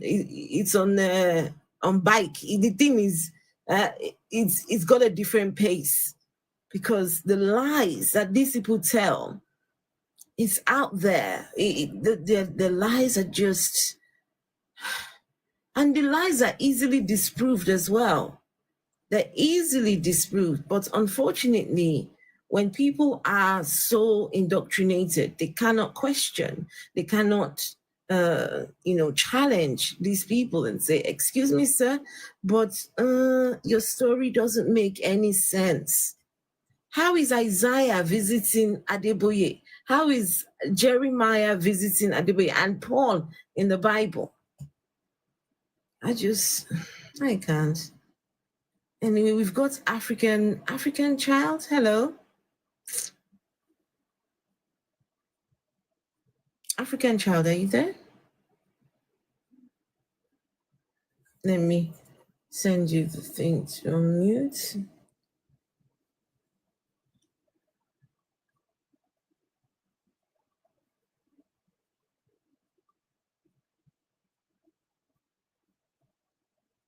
Are you there, African child? Guys, please double tap on your screens. If you're watching on YouTube, can you give the stream a thumbs up? The goal was to prove that, look, this Jesus does not belong in Africa. He should never have been brought to Africa. He should never. That Jesus religion should never have crossed the seas over to this part of the world. It wasn't ours to begin with, and it will never be ours at all. Jesus cannot save us. This Jesus character cannot save us. Do you know what they're gonna say to that Afro? You know what they're gonna say? Do you know what they're gonna say to that Afro, right? Do you know what they're gonna say to that? What are they gonna say? They're gonna be like, "Oh, but it was found in the oldest Bible was found in East Africa." That's what they're gonna say. Just watch. I've heard that countless times, but whatever version the people in East Africa had is not the version that we have over there. We have the colonizers. It's an originated East Africa. We've got the colonizers version. We don't have Orthodox Christianity in our part. So no, that's not going to fly. That bullshit story will not fly with us. I'm sorry. But also on top of that, Afro, you're West African. So explain how that would apply to you. And this is what I'm saying, that the version of Christianity that we have in West Africa was brought by the Europeans. So that whole idea, Ambrosia, hey Ambrosia, that whole idea that it started in East Africa, you can say whatever the hell you want. Christianity did not originate in Africa at all. Should never have been brought that way. It should have just okay. Yeah, you said your son died on the cross. Oh, okay, thanks. We've heard you, and you can keep your beliefs to yourselves. I wish people would keep it to themselves. Huh? I wish they would keep it to themselves. Why can't we practice keeping our beliefs to ourselves?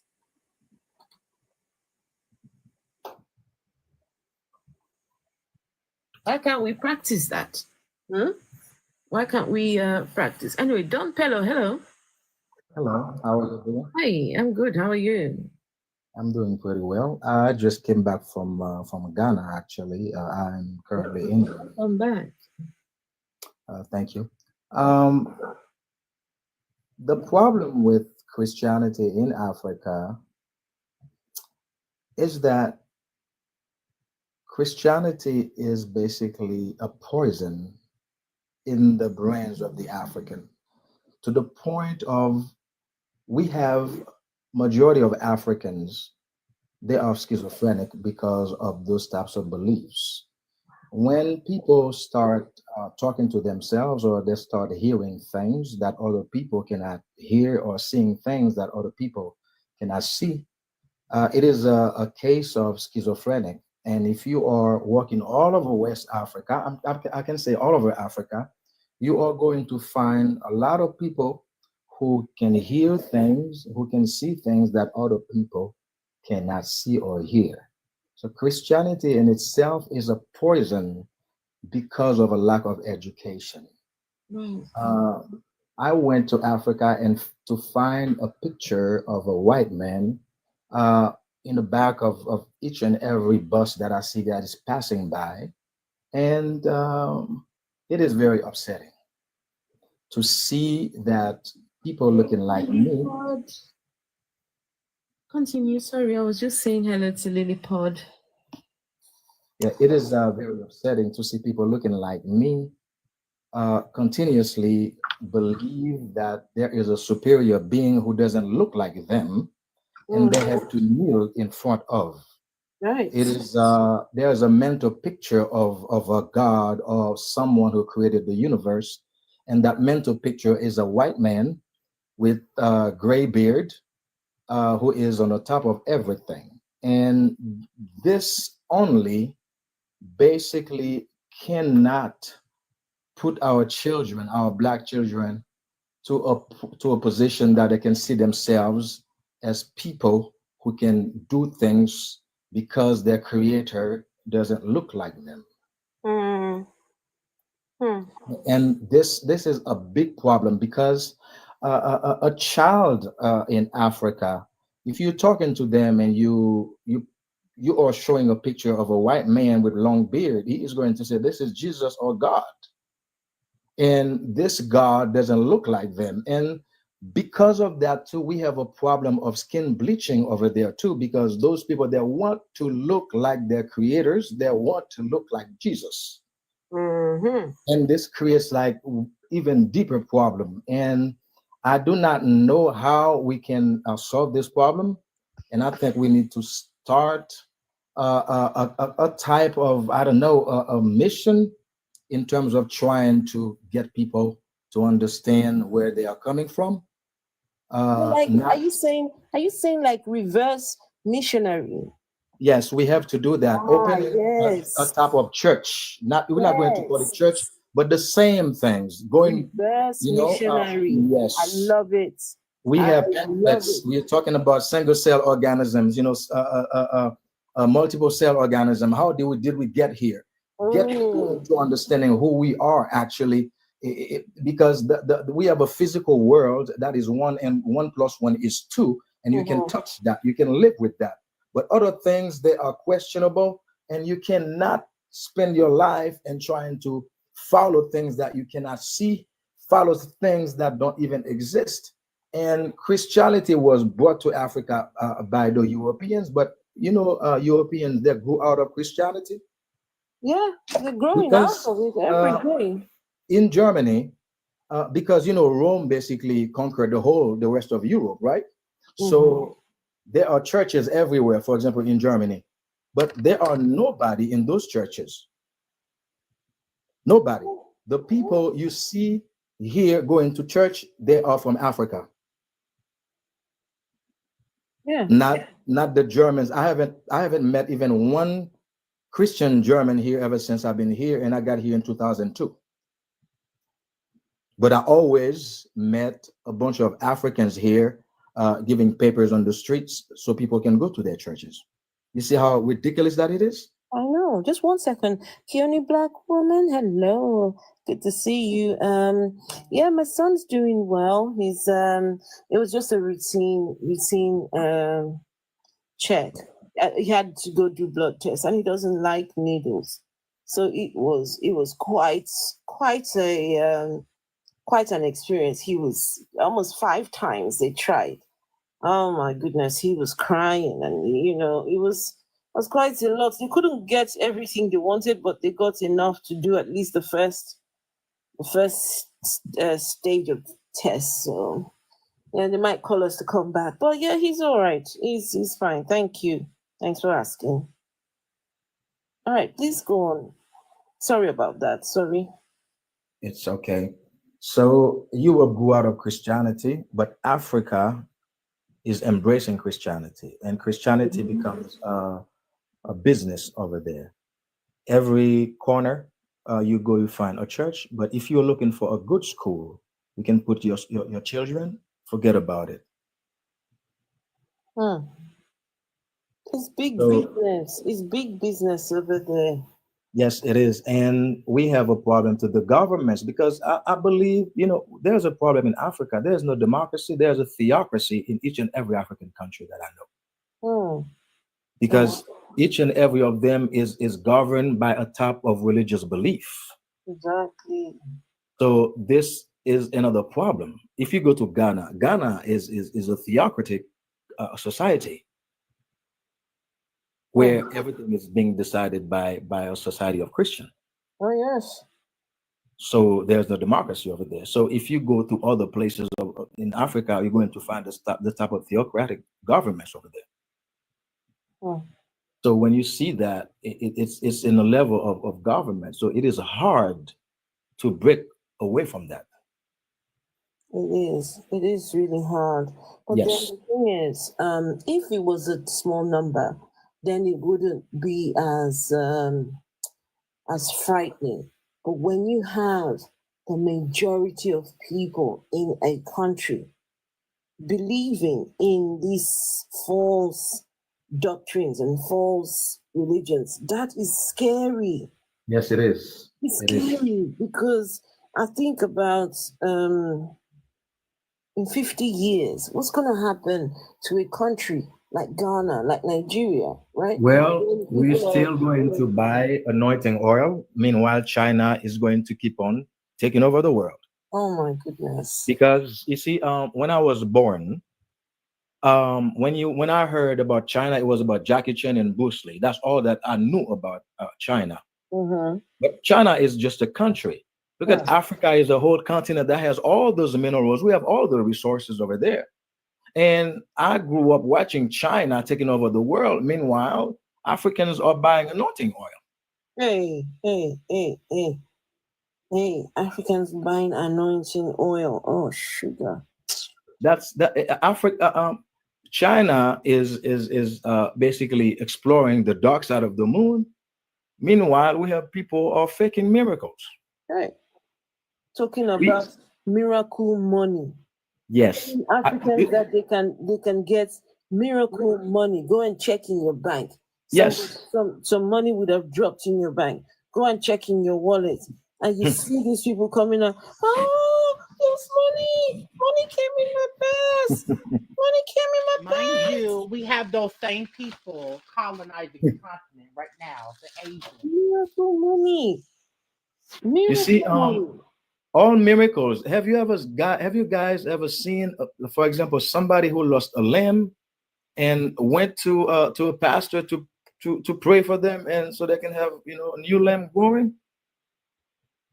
No, I've never seen that. There you go. I never see somebody who, after an accident lost an arm, a leg, and then after that going to a pastor, miracles, and just pray, and you have a new limb that is growing. You never seen that, because miracles, they have to do with something that you cannot see, that you cannot prove. All miracles you cannot see, you cannot prove them because they are not true. No, there's no such thing as miracles. There is no such thing as a miracle granted by a sky daddy up there somewhere who decides, okay, let's change the course of nature. just let's, to provide a let's say that I believe there's a God, right? That I really believe that there's a better place. But what am I doing here? I do not understand why people are looking for a healing. Meanwhile, they know when they die, they're going to go to a better place. Why are you looking for a healing? Meanwhile, when you go, you're going to go to a better place. And if I have that belief, I know there's a better place. I'm sick. I'm going to tell God, please take me right now because there's a better place. So, so they are looking for a healing. They don't want to go. Because it's a don't lie. want to go there. It's a lie. They don't want to go. It's a big lie. So actually, I have a plan of opening a church over there, a type of church over there in Ghana. So I can start doing something like that. In 3 years from now, I will start. Oh, wow. Doing something like that to take young people. We're going to, every Sunday, instead of preaching, you're going to have doctors, we're going to have engineers, we're going to have like professionals coming, talking and give some papers and, basically helping the community in terms of education. Why in 3 years? Because I have to stay here because of my son. Okay. You have to take care of inside before you can, go outside. If inside is bad, you cannot go outside. Okay. So I am doing that, and we are going on mission. For example, if there are two neighbors that don't get along, we come, we ask questions, and we try to find a way, to mediate, so they can get together. These type of missions, go pick up trees, we're going to plant trees, some stuff like that. So that's my plan. To basically reverse that thing, because a lack of education basically really zombifies a lot of people. I love the sound of reverse missions. I don't know. This is something. That's the only way. That's the only way, because they went too far, and we have to go far too. We have to go in. We have to put boots in. Boots on, and we go on the top of the mountains the same way they were doing it. We go talk to people, give some papers, some pamphlets, we sit down, we write some stuff, we go out there. This would work. We're going to find some young people who will start listening to us. Someone is asking a question about Jesus. Why doesn't Jesus belong in Africa? Well, Jesus wasn't African. So if he wasn't African, and he said he only came for the lost sheep of his father's house. So he didn't come for the people over in that side of the world. So he should never have been introduced to us. When you ask any believer, so what will happen to people who never heard about Jesus, who never heard about God, right? What will happen to them? They will tell you that they will be given special treatment, right? Some will even say they will be given an automatic pass into heaven. So if that's the case, if people haven't heard about Jesus, they're going to go straight into heaven, then why did they bring the religion to us? Why? They should never have brought it to us. To send us to hell. Leave us in our ignorance.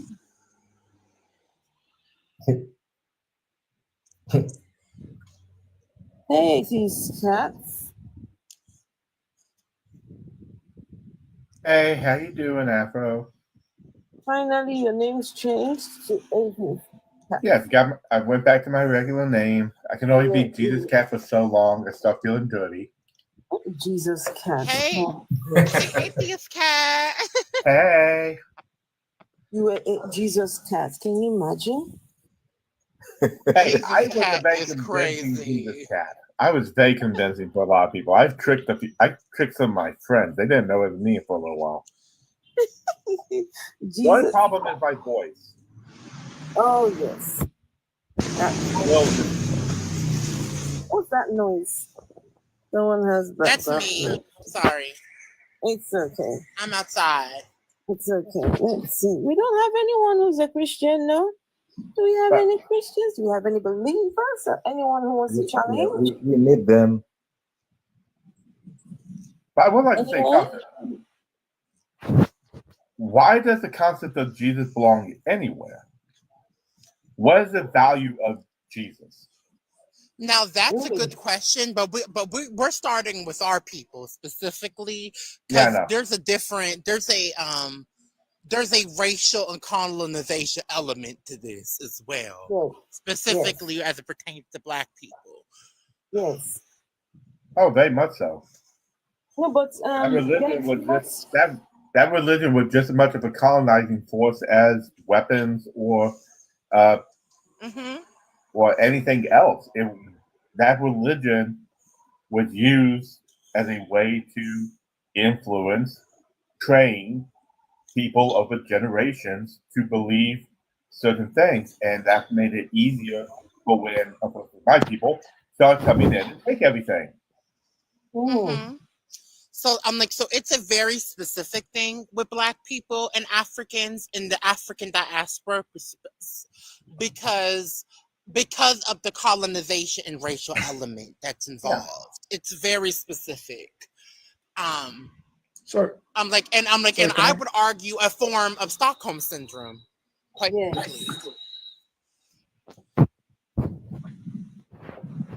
Sorry, can I add to your point? If that's fine. Hope you guys can hear me. I'm not sure what you're trying to edit.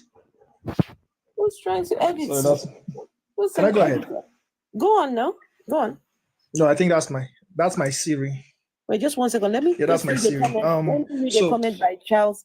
One second. A comment by Charles Simpson. The Oyinbo in UK, they mainly go to church during christening, weddings, and funerals. The average age is 75, whilst in Africa the average age is 30. That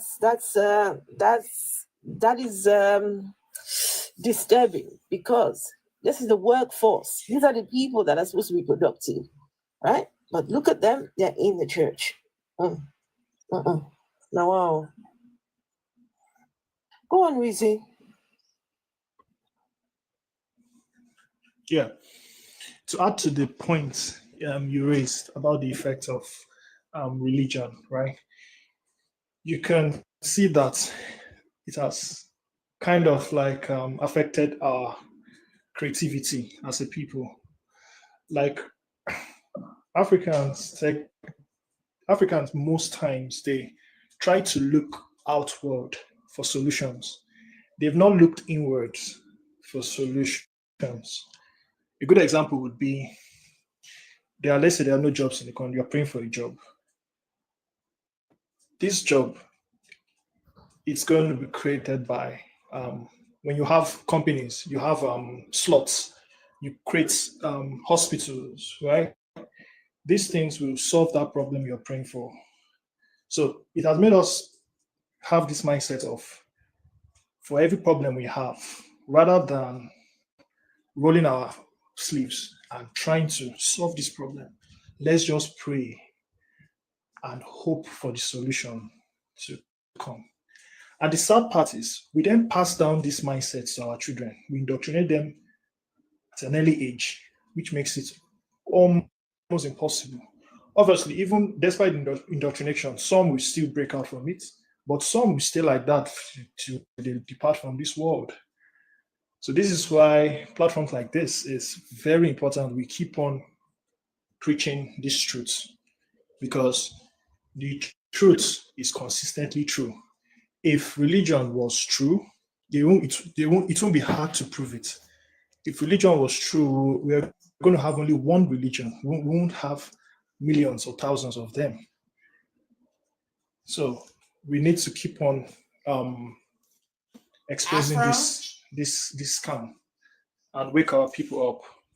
It's very important. Yes, Afro, my current device is dying, so I have to go. And I'm currently on my laptop, so I'm gonna be going on my phone. Keep this spot open. I'm gonna be right back. I just need to get on my other device. Hi guys. Hi. Hi there. Sorry, the headline, I just read your text, so it kind of threw me a little bit. So you say Jesus doesn't belong in Africa. Do you have an idea of a replacement for him? Is it Islam? Why do you need a replacement religion? Yes, that's I'm what I just was going to asking. ask. I'm just being curious. I do not want any religion. We don't want any of those things. Okay, that's fine. Okay. I'm just trying to be clear. So, do you believe in God? There is no God. Okay, so It's is not a this belief. okay? All right, that's fine. So it's just when I read it, it just kind of shook me. It was stark to read it, because I think Christianity, from what I can understand, is very big in Africa, isn't it? Yes, it is, because it was brought by the Europeans. Right. Okay. So you don't want any. What do you want? We don't want any outside influence. We want to stay ourselves. Madness, real quick. No, what good Mr. Madness? Yeah, it's okay. Yeah, go ahead. It is. Go ahead. That's the question I wanted to ask. But go ahead. Okay. It is. Madness. Yeah. What good has Christianity brought to Africa? Well, I don't know, my friend. You know, obviously, I'm not in Africa, so only you would be able to speak on that. I mean, well, I wouldn't, but I'm sure the others here can, and I'll pass it to them. Well, I'll put it this way. I remember, I mean, this is just a small antidote, but I'm from Ireland originally. So I remember growing up in Ireland, and when we had Lent, I don't know if you know what Lent is. It's similar to Ramadan, you know. So when we would fast, I think it's around the Easter period, and we would have to, the priest would come with little paper books that we put together, and we would put money in it, and it would go to, it was called Trokra, and it would go to Ethiopia to help people. So, I mean, did you not see Christian values helping people? No? Wait a minute. How do you not actually reach Ethiopia? I don't. Of course I don't.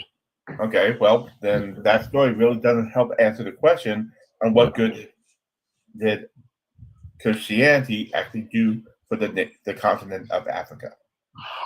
Sorry, can you not see any benefits from the missionaries in Africa, the Christian missionaries? There's no benefit. Name a benefit. No, I'm asking no you. benefits. Wait a minute. Yeah. We're saying no. I'm Right, talking okay. historically, I can say no. They're saying no on a personal cultural level. Sure. But you don't know. So I don't know. No, I don't know. Then if we're saying historically, I say historically, I'm a historian, but it hasn't been a. They're saying culturally, it hasn't actually been quite harmful. What did you reply to this information? Well, I wouldn't want a religion to change your culture. But that's why that's what religion has been doing, changing our culture, changing our people. Christianity does that. Right. Well, I wouldn't want to see that. Christianity forces changes in culture. Well, I personally, I wouldn't want to change the culture, but Hi, Madness. Yeah. I'm sorry. Is this your name, like Madness? If I call you Madness, or... do you want me to explain why I call myself that? So I call myself that. I don't want to be rude. So no, it's okay. My name is Damien. Okay, if you want to call me Damien. The reason I call my channel Madness, Damien. Yeah. Okay. Is because life is mad at the moment. Okay. Life is so, mad. Mr. Damien, the example. Yeah. Okay. That's why I call it. Because so, Mr. Damien, the example you gave, right? Yeah, the example you gave, right? Sending money or contributing money and send it to Ethiopia. Are you saying without Christianity you won't be a good person?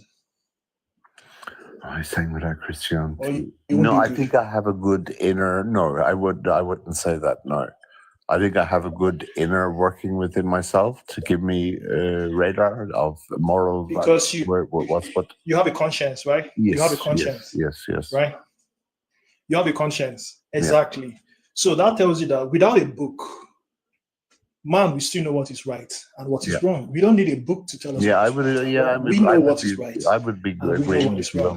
Yeah.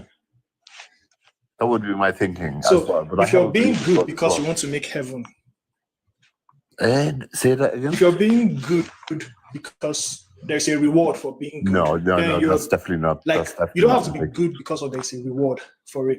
Yeah, no, that's not who You I don't am. you don't have to be good because you want to make heaven. Yeah, no, I understand the point you're making. But I don't want to get to hell. That's the point. Yeah. That's conditional goodness. What you're saying is that what you're saying. So the example doesn't. What you're saying is that do I fear God? By meaning that I want to you have to be heaven good. What we are saying is means you have that to I'm be living in good. fear of God. Yeah. Yeah, no, I don't come from that kind of. Yeah, you have to be good because it's good to be good. Yeah, no, it's not. It's not where I come from. That's not. So madness. Yeah. So madness. Hi. You brought up the Christian missionaries, and I'm actually so glad you brought that up. Sorry, are you K? Because with the missionary. Yeah, is it K? Yeah, I'm K. Hi, yes, K. it's me. Hi, K. Yeah, it's K. Hi. Sorry. And I'm actually glad. Yeah. Sorry, Kay. Go ahead. Yeah. Can you hear me? Go on, Kay. I think she's muted. Now you can go, Kay. You were muted.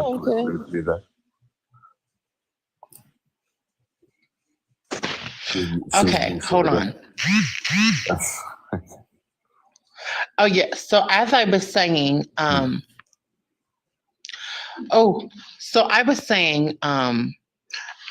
glad you brought up the missionaries because the missionaries, specifically as we're complaining to the continent of Africa, have caused major harm, specifically as it pertains to culture. You're saying that you would never want to change culture, but but with the missionaries that's exactly what what missionaries are doing. Right. What missionaries did was they came to Africa and were in non-white countries that were in the positions they were in because of white supremacy and colonialization, came to the continent, specifically as pertaining to Africa, came to the continent of Africa and basically brought religion to civilize savages, right? Because that is what Black people have been called, right? And non-white people have been called. They needed religion to civilize them. Okay. Do you understand what that means? Yeah, I totally get that, and I think I probably would have heard things like that before. Yeah. Yeah, no, I get that. So how is it that so how is it with those thought processes that can be any type of good? If you're offering a plate of food to someone who has been disenfranchised due colonialization and white supremacy, and you're putting a plate of food in their face but only give it to them if they convert to Christianity, that is not good. Well, no, I agree with the first part you said, but the second part, I mean, I can't speak from experience. Obviously, you can, but no, I actually can't because I'm Black American. Okay, but I can speak to the idea of the harm that Christianity has done to the entire African diaspora because I am a part of that. Can I ask you a question? Just a quick question. To one point you made. So if you're saying that you were only going to give you this food if you convert, now do you have evidence of that? Madness. I'm making an example. Yeah, actually, that was an example. For all intents and purposes, that's what was done. But I have to ask you something, Madness. Oh, but that's an example. Madness. Yeah, Madness. What's the purpose and intentions of your question? What's your angle here? I don't have an angle. You do have an angle. Everyone has an angle when they ask questions. What's your angle? No, I was confused by the. What are you confused for? Well, you're asking the way you are asking these questions. You have an angle. I need to know it. This stuff is not that confusing. So no, what's your angle? Firstly, what you're saying is that Africa is a continent. It's a very large. We know this. I didn't ask you all that. I don't need you to explain to me what aspect is.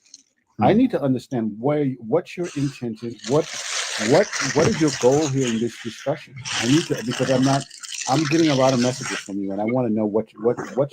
Are you against the KK, I'm moderator going or to what? mute your mic. Very noisy, KK, so the gentleman can speak. Oh. It doesn't matter what I am. I'm sitting here and I'm listening. Kind of what to I'm you. hehearing is I have listened to every word you obviously said, and I'm asking you a question. Are you a You've been white asking American? questions. But are you a white American? Do you speaking see on behalf of a white Africa? American here, Madness? You see a white American here? Well, in your picture, open your fucking eyes and look. I'm not a white American. Why don't you open your eyes? Well, I and can't look? really see clearly, but if I'm wrong, I'm So if you can't see, how can you make the statement I'm a white American? Well, I'm just looking at your picture on the screen on my phone. Well, you just told me you can't see. You just told me I can't. You can't see. Yeah, it's difficult. From what I can see, I feel like I'm looking at a white man. No, he's not a white So you man. can't see. From what you can see, you don't know what you see. But I could care less about that. I'm wondering.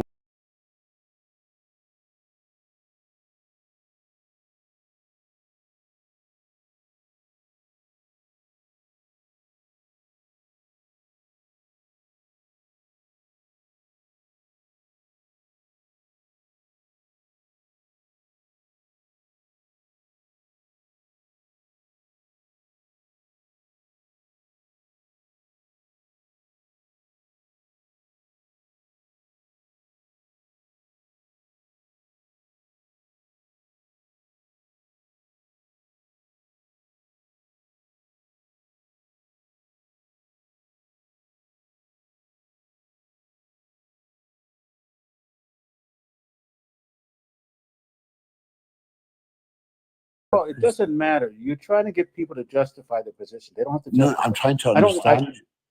I don't like this innocuous kind sort of voice you have that you think that you have, but yet the message and what I'm hearing. I just want to understand what's going on with you. And you won't even say it. Instead of asking me questions, tell us what the fuck is going on with you. I'm getting pissed at you. Tell us what your angle is. Sorry, do you really tell us your angle? Tell us what you want. I don't want anything. I want to understand. Are you saying you don't want God to have people to have a belief? So, but now that you know what they told you, they don't want God, and you should say, yeah, okay, that's cool, but that's not what you're doing. Well, no, you shouldn't tell people what to say, my friend. You shouldn't tell people what to say. I'm just asking. No, then what? No, I can tell you. I can ask you what your angle is, just like you're asking. All you have done is ask all these questions, trying to get people to justify their position. That's all you've been doing. Sorry, you would put things in the comments, and people were saying, "Why are I not have Christians?" seen. I have.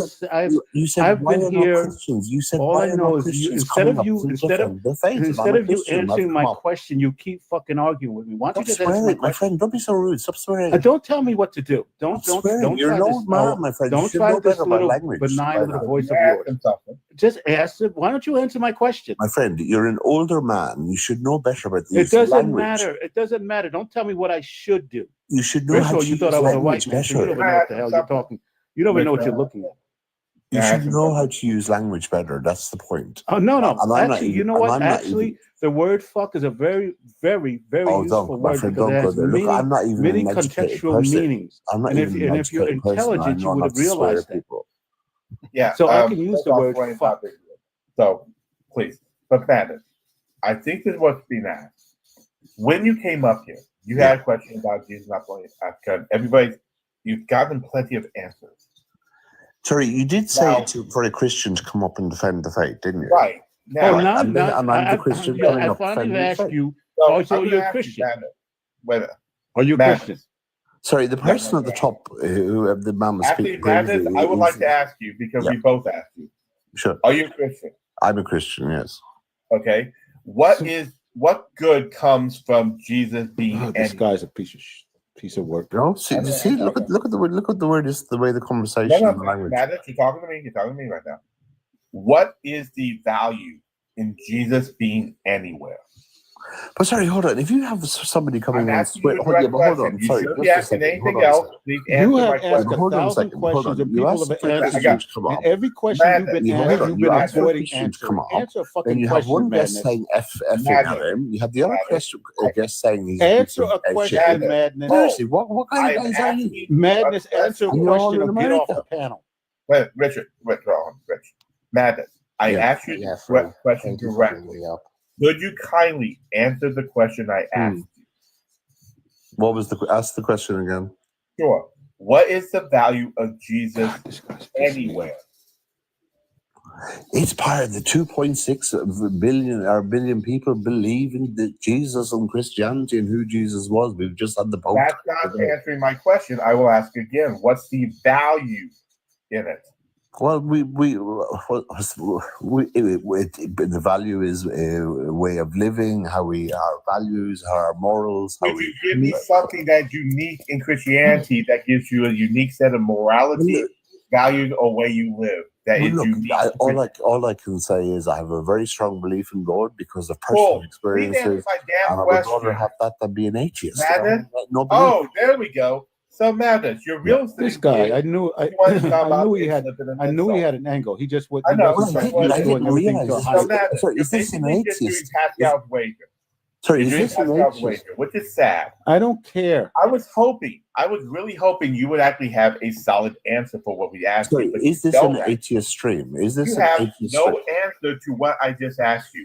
Your best answer was what all these other people believed it. Well, the majority of the people on the planet does not believe in Jesus. So, by using your logic, Jesus has no value. Okay, fine. Sorry, is this an atheist stream? Listen, madness. I'm going to tell you, madness. Stop with your entitled questioning and answer questions. Like you are so goddamn entitled. No one has the right to question you. I didn't That's swear, all you've been my doing. friend. I didn't swear and use expletives. Stop asking questions and answer. I didn't use expletives. Since the second you have come up here, all you have done is ask condescending, asinine questions. You call for questions. And yet you have not answered. You have not answered one question. You are refusing to answer any question. Now start answering questions. Sorry, why don't you just say madness? Start answering questions. Why don't you just say you're an atheist stream? I would no, fuck off. Wait. Hold. This guy's no good. Madness? Yeah. Can you read? I'm just asking. Can you read? Answer a question. Okay, wait a minute. You can read. Great. Do me a favor. In the upper left-hand corner, who's the host? Jesus is in. Who's the host? Who's the host? Look all the way in the upper corner. Who's the host? The Afro. I can't see the full thing. The Afro something. Afro atheist. Okay, Did you think this wasn't an atheist lie? Sorry, okay, can I stop you there? Can you look back at that and on my phone? Yes, I can look at it and it says the Afro atheist. Right, all I see is and you're playing dumb and suggesting I didn't know this was an atheist lie. There's a miscommunication. It's an atheist lie. She's an atheist. There's not a miscommunication. There's a listen on my screen. You have refused to ask. Sorry, guys, be respectful. You have refused to answer any question like you're above everybody else and you don't have to answer my questions. Friend, all I you see come on in my here like a screen judge. Is the Afro You're not a judge. That's all I see is the first two you letters answer of a question and start answering questions. My friend, all I see is the first two letters of the word of the atheist because of how you've done it. Madness, we need no more questions from you. Madness, you have not answered one question. Answer the questions that have been asked you. Right, what do you want me to answer? Answer the questions. Okay. What was ask me the question. Now, what is your intentions here? Answer it. I didn't know it was an atheist stream. I didn't. You're a liar. You're a liar. On this, you're a liar. You're just resorting to insults and bad language. On my screen, you are a liar. The Afro. I don't care if you're a little benign entitled language. You're a liar. Stop lying. Now, why did you come here? Why would you? What's your intention here? You're a liar. What's your intention here? I didn't know it was an atheist stream. I told you. You're a liar. The headline of the you're a liar. The headline of the you're a liar. Other lies. He's a liar. I know. I'm not lying. This guy is an entitled fuckhead who thinks he can come up here and manipulate people, and he's gonna make you talk. You're gonna just tell me what I want, and you're not gonna reveal anything in your sneaky ass intentions. Stop lying and answer questions. Why are atheists so angry? You are a liar. Don't answer. This is the whole thing. Don't ask why are you stupid? You're just madness. Why are you stupid? Why are you disingenuous? Madness. Why are you a liar? I'm not a liar. Madness. Why are you a liar? I know I'm not a liar. Madness. Why are you? I'm telling you the title of your stream. Madness. Why are you a liar? I'm not a Answer the liar. question, Why don't you believe in God? Madness, answer Why the do question. you have no belief? I ask you, why are you a liar? Why do you? I'm not a liar. Why do you Madness, have no belief? answer a question. Oh, You asked apparently you 50 think questions and success is everyone life, too. answer your questions. We're not answering any more questions from you. That's fine. Actually, I'm You serious. don't get to say Madness, you don't. just target You do not African use. law. You Wait a cannot minute. use the what, when, and we. And Sorry, you asked what, for when, and Christians why to come in the up and beginning of defend the any faith. statement Hold you on. make. Wait a minute. Hold Answer on. the questions that are. You Rich, asked we're for getting Christians. information in the chat. You've asked for. Why did you ask for Do Christians you, to come up? Then why Madness, don't you hush. answer some Hush, questions? kid. Sorry, do you just want to Madness, abuse hush. Christians? Do you Don't just want ask to? us questions. just Madness, don't ask questions. Stop Now, asking questions, Madness. it Answer. appears, Madness, just want to that you abuse have. Christians? I'm talking. And- The better man is talking. Hush. Yeah, you Now, just want to abuse Christians. apparently, you jump around to other atheist, African deconstruction lives and mess around. Do you just go to African lives like this, or do you go to others? Is it a He's thing a about liar. Africans? Do you have a thing about Africans? He's a condescending, entitled European fuckhead. Are you who being thinks he can serious? come Are you into asking me why I African have an rooms issue with and Africa? say I and am do very and step serious. on people as he Apparently, wants you because go they're to below other him. African deconstruction lives and mess around. This is what this Is man it just does. about Africans? Do you have a thing about Where- Africans? Oh, I don't have an issue with Africans. Where are you getting this? Why You don't asked you for answer Christian a to come up. question then? Sorry, you asked for a Madness, Christian to why come won't up. you answer questions? You've called me a liar. You've sworn at Madness, me. why I won't you told you answer that on my questions? screen, on my phone, Why all I won't you see answer? I is didn't the ask you. I Afro asked you a question. AT. I Why don't won't see you? the full Madness, title. Madness, why I will won't you gladly answer take questions? I will apologize to you. All you need to do is take a screenshot of your screen and show the proof. Will you tell me how to do that and I'll send it to you? Madness, why don't you answer a question? Oh, no, I'm sorry, my friend. I'm very bored speaking to you Madness, why because won't you answer your level questions? of intellect is very low and I find it very boring. Yeah, there you go. There goes the entitlement. No, finally that's your coming out. hold on, my That's friend. been- I'm not what's swearing been your at you. entire? That's the That's been your difference. entire goal here. No, and because your entire intellect is intentions. very low. Madness, what is Anybody who what's resorts your to swearing intentions? has a low intellect. Madness. Why are you up here? I just swiped my phone and I came across you. I Why see won't you answer Jesus, questions this then, doesn't Madness? belong in Africa, and I find that a very compelling statement. So why won't you answer questions? Once you sat there and questioned for 15 minutes. Everyone answered your questions succinctly and with genuine answers. You have yet to answer any questions put to you. I told you I didn't see the atheist. I seen the first two I letters didn't of the ask word you about atheist that. I in did the not ask you title. I about didn't that. realize it was an I did not atheist ask you stream. about that. I thought it was an Madness, issue you were madness, saying that God again, you're wasn't. diverting a madness. I'm like, I don't This think diversionary tactic. Richard and Atheist Cat don't believe you. Well, Kay, I know. You who just I don't am. have to accept that for Listen, what it I know is. who I am. I wouldn't. This guy if is I a thought it was liar an and atheist stream, I he's a wouldn't have liar. bothered And he's coming an up. entitled, You he's know an what I mean? It's entitled just ass. well, you asked Hold on, questions man to come up. is. Since you now know I can't, it's atheist men like him why annoy are the you hell still out of me. here? Wait a minute. Madness, you just Yeah. said if you knew there's an atheist stream, you wouldn't even come up here. Great. Yeah, because Why I are you didn't. still Well, here? because Now Madness, you know it. Then Madness, why don't you why are leave? you still here? Hey, Madness, this is an atheist stream. What are you going to do?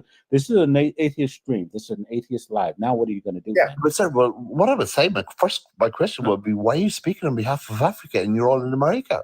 I Madness, asked you hi. a question. I asked you a question. So I'm going to do Madness. something interesting. I told you to stop asking questions and answer Do questions. I have to? You do I still have think to you're talk? entitled enough to answer questions. I'm You're like, not. Ask questions. you're being. First of all, I'm like, Madness. Like, all of us are in America. The host is not from America. Second, Right. we're all of African descent. We're all a part of the African diaspora up here, whether Of we're from course. Africa or not. Well, not Sure, all of us. absolutely. I get All that. of that. I get that. I I'm misread not. you. I Well, misread the- I Atheist misread Cat is the not, message. but the majority of people up here, Yeah, Richard, me, The rest Vessel, are. And then why do Wesley, you- Black, we're I'm all not of the bothered. African diaspora. Okay, that's fine, Kay. But didn't you ask for a Christian to come up? Don't ask any questions. No, the Madness. host, like, Answer. granted, the host did ask, the host did, but I'm Right. not the host. Right. So what do you? Sorry, if you don't want Christians to That's come what up you on asked. Madness, stop asking questions. Don't answer this man's questions anymore. He needs to. Kay, Kay, but you do seem like Okay. the only reasonable person on this panel. No, I'm no, sorry. no. She's the. So what you're saying I'm is like, Kay's the only one who will just answer No, your because question. she's not So, of course, abusive and that's swearing. reasonable. For God's sake. That's reasonable because he listens to your little. She listens to your soft little questions. No, because she's And not she's going to answer abusive them. or swearing. And that's No, what you I'm need. like, If someone challenges you, it's abusive. No, you because can you're such a challenge I'm not. I'm me. like, snow Madness. Why are bunny. you tone policing the people? No, you can challenge me on anything. I'm just saying I don't like being You have sworn at. we challenge The you. I've little asked you shit and a questions. You have liar. Man, come Madness. on, Have you answered come on, any Kay, questions that you seriously, have it's asked? not a limit Madness. of where you hear certain Madness. things Have going you on. You answered think, no, this any is not questions acceptable. put to you? Madness. Have you answered any questions put to you? Madness, you haven't answered any of the people on the panel's questions, though. I explained on my phone. It I says don't. We the don't care about Afro your explanation. AT. I didn't see We've the full heard your title. Otherwise, explanation 15 I times. thought it was something. Madness, I answer misread questions. the thing. I thought it Madness, was something answer different. questions. We've heard you, but Madness. you haven't answered the questions. That You're giving us excuses. Just answer questions. Okay, ask me a question. What's your question you want? What is your intentions here? Why are you coming up here? I Why didn't have all the questions? intentions. So why are you so Yes, you did. conspiratorial? Yes, you did. Now tell us your intentions. I thought, okay, what's an intention? What I thought was, oh my God, this is the whole of Africa wants to get rid of the belief Oh, in the God. whole of Africa. No, you didn't. You didn't think that. Sorry, that's how it reads. You got a panel of 8 people, and the second largest continent in the world is represented by 8 people. You've said Jesus doesn't belong in Africa. That's the statement on your screen. And Christianity represents And the you largest asked about religion in 30 the world. questions on that, and every single one of them was answered. And yet you have not answered anything. You know how long you were in here for a half hour until you admitted that you were even Christian. You came in here almost acting like you were atheist. No, I came in at the beginning and I was Christian. Yes, you did. Yes, you did. You were very deceitful when you came on this. Madness, you were very deceitful. My first thing I said when I came in was, I'm a Christian. You're a liar. See, you receive. I'm like, now, Richard, I will be fair.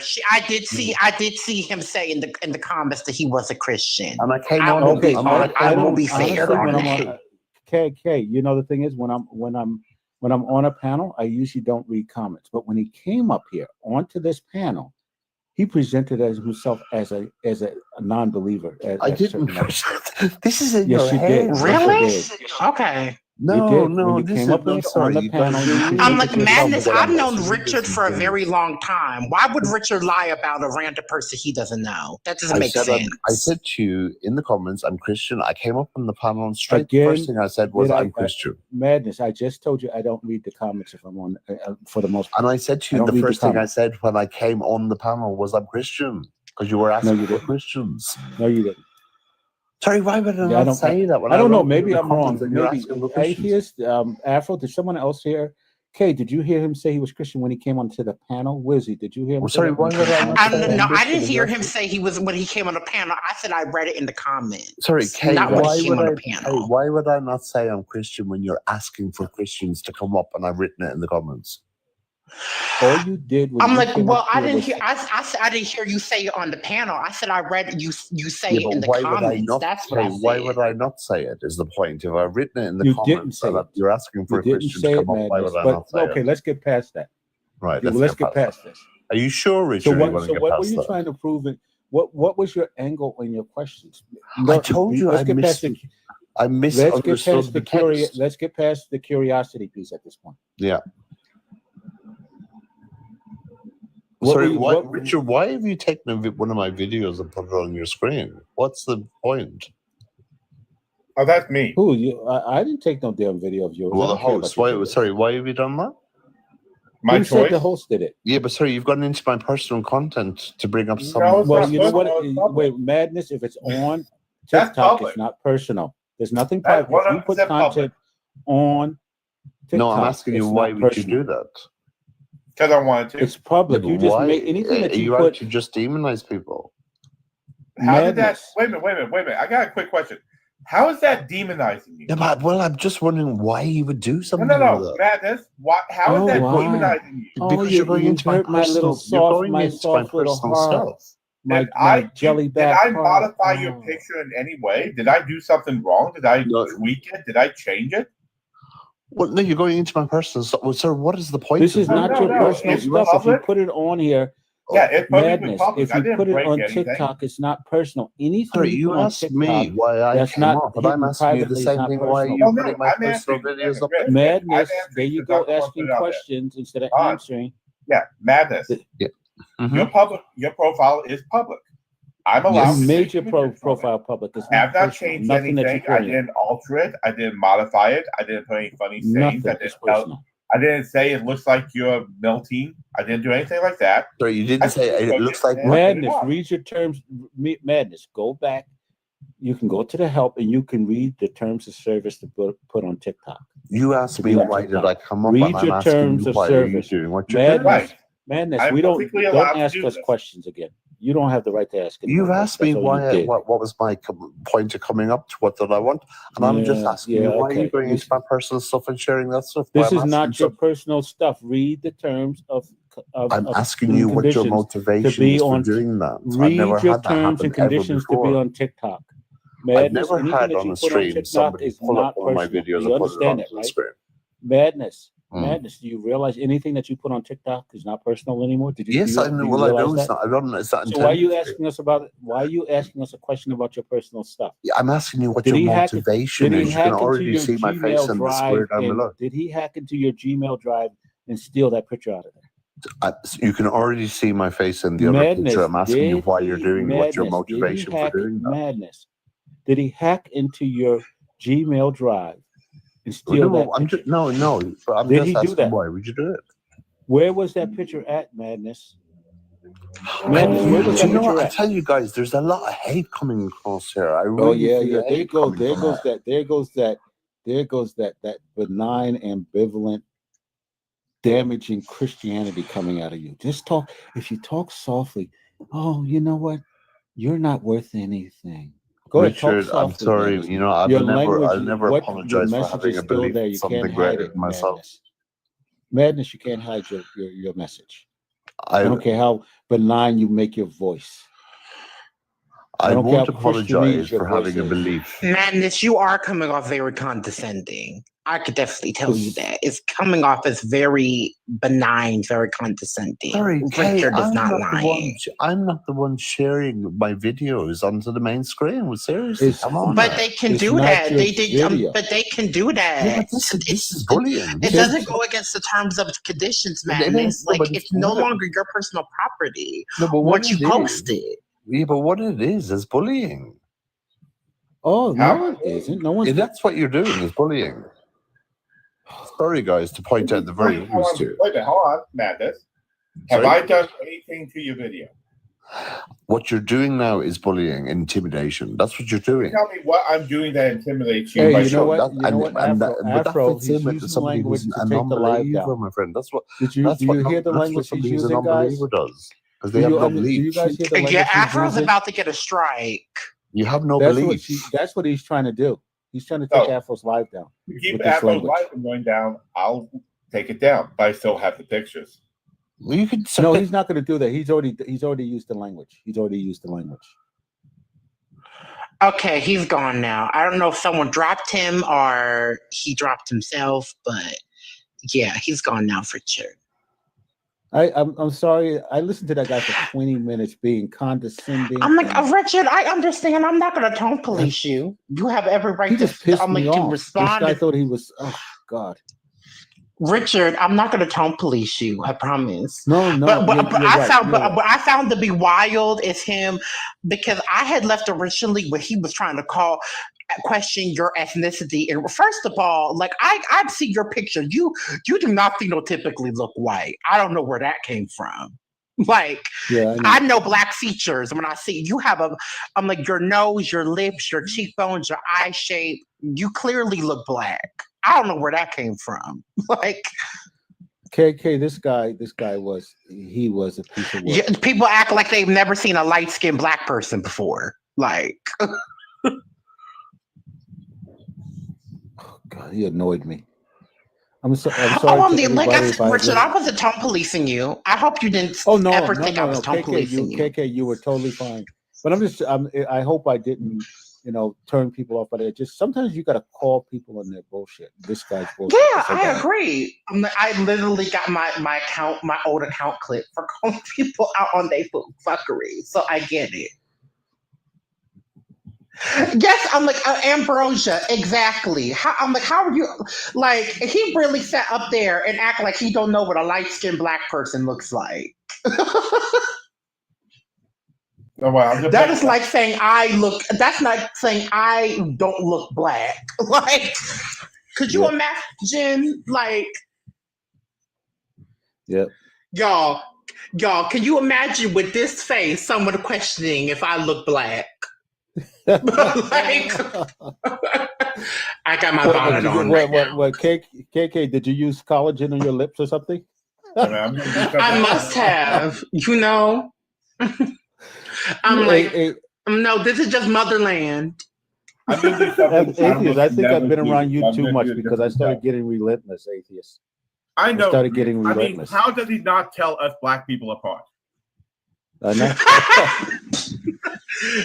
Atheist cat. This guy, me, you, like, apparently, me, you, Richard, we all look phenotypic. We all have the same phenotype. Like,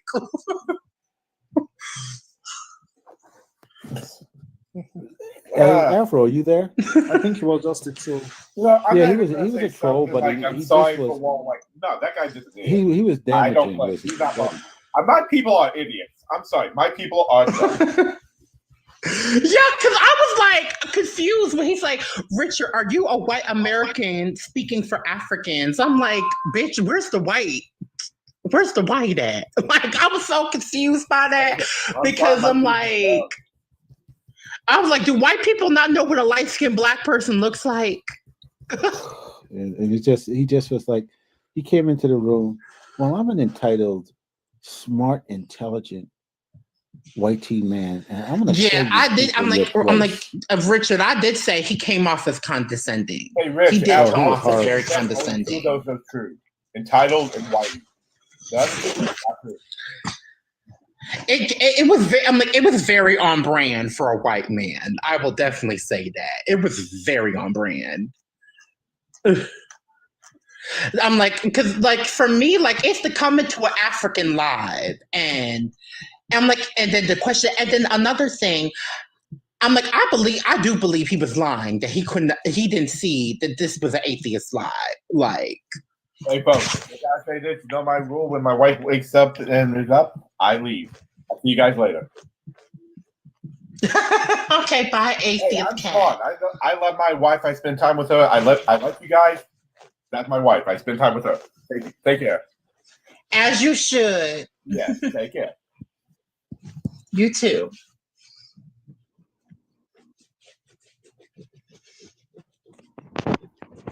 I wonder where Afro went. Well, she probably over there laughing. I know she has to be dying. But you know what? The brand maker made a good point. I still am lost at him not knowing what a black person looks like. Yeah, he knew it. And KK, you know, to your point, the brand maker makes a good point. He goes, he was lying because he was down in the comments and he heard the conversation.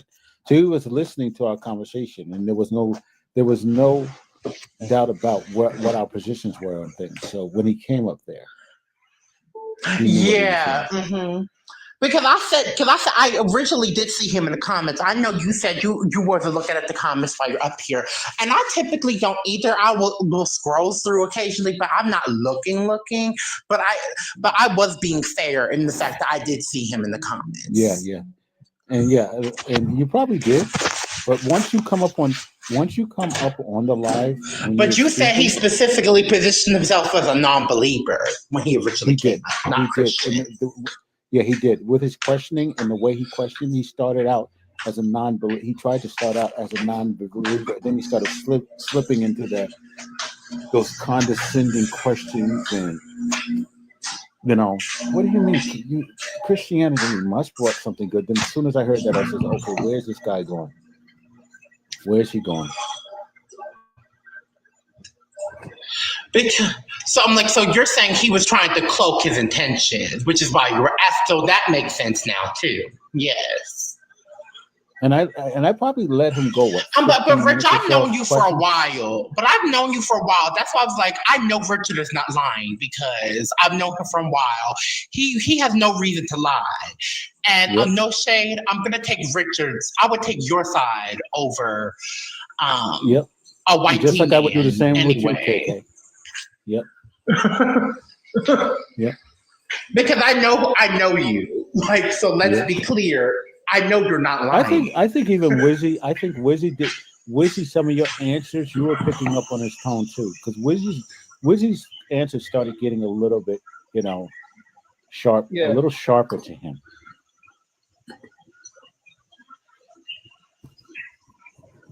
Yeah, he started off by when he said he sent some money to Ethiopia. It's giving stuff like that. So it's giving colonizer. So are you saying it's giving colonizer? Yeah, I just asked him. Yeah, basically he's saying, well, I sent you $15. You should be happy.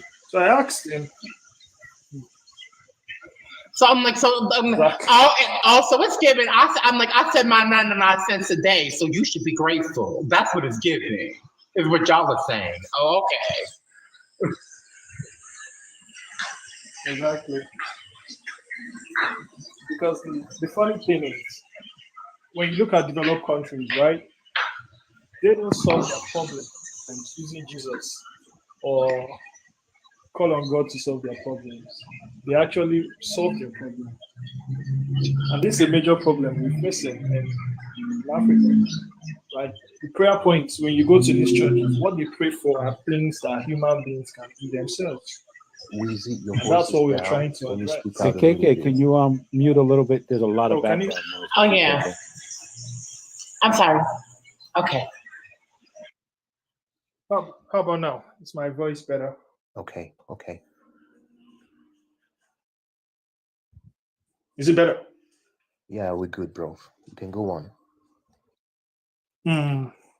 Yeah, so like I said, so when he brought this whole being good because he's a Christian, I had to let him know that you have to be good not because you're a Christian. Every human being has conscience, right? So you don't need a book to tell you what is right and what is wrong.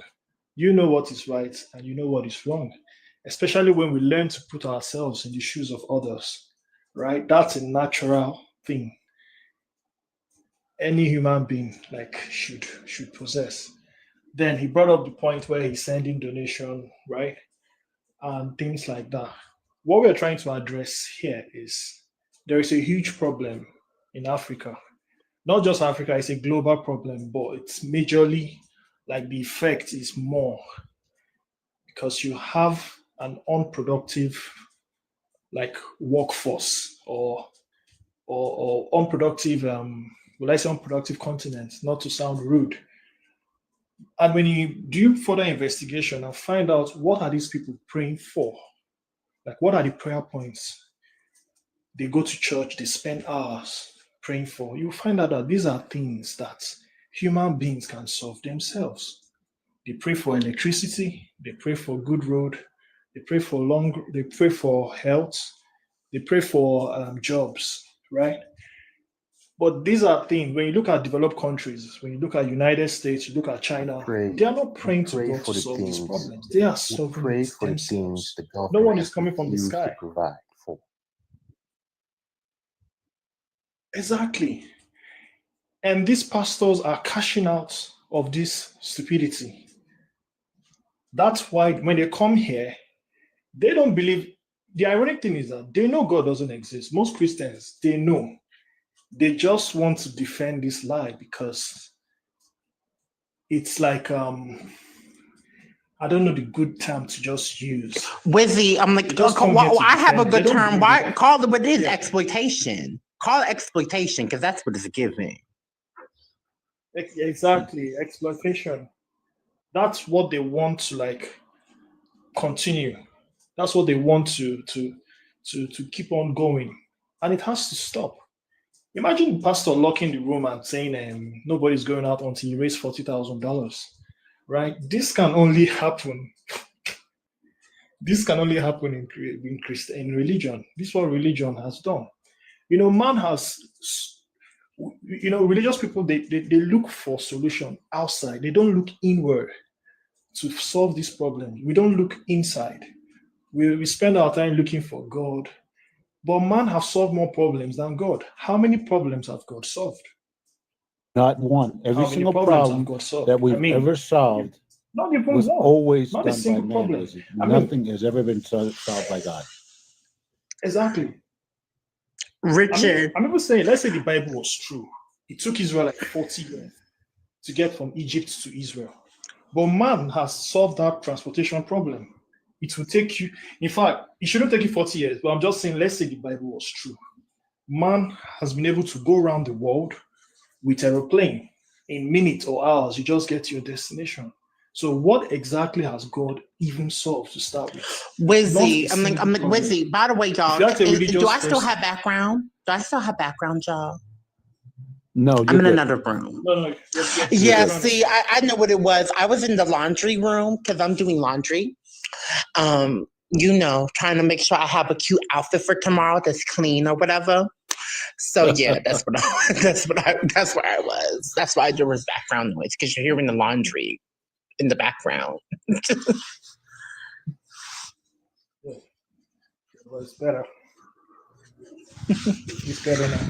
But guys, I gotta get going because I gotta run out. It's always good, and hope I didn't cause too Richard, much it's nice drama. to see you again.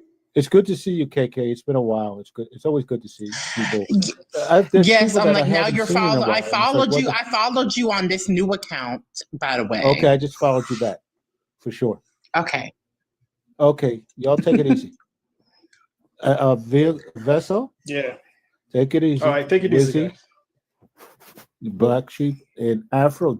Afro must have taken a little nap. Take it easy. All right. Okay, Take care of yourself. I'm like, Black Sheep. I haven't heard you talk for this whole time. Yeah, that's because everybody keeps talking, so I don't think I'll be heard, and I don't like talking when everybody's talking. Okay, go. Well, if you want to speak, go ahead. Yeah, because when everybody's talking, apparently nobody's talking, so I just kept mute. Okay.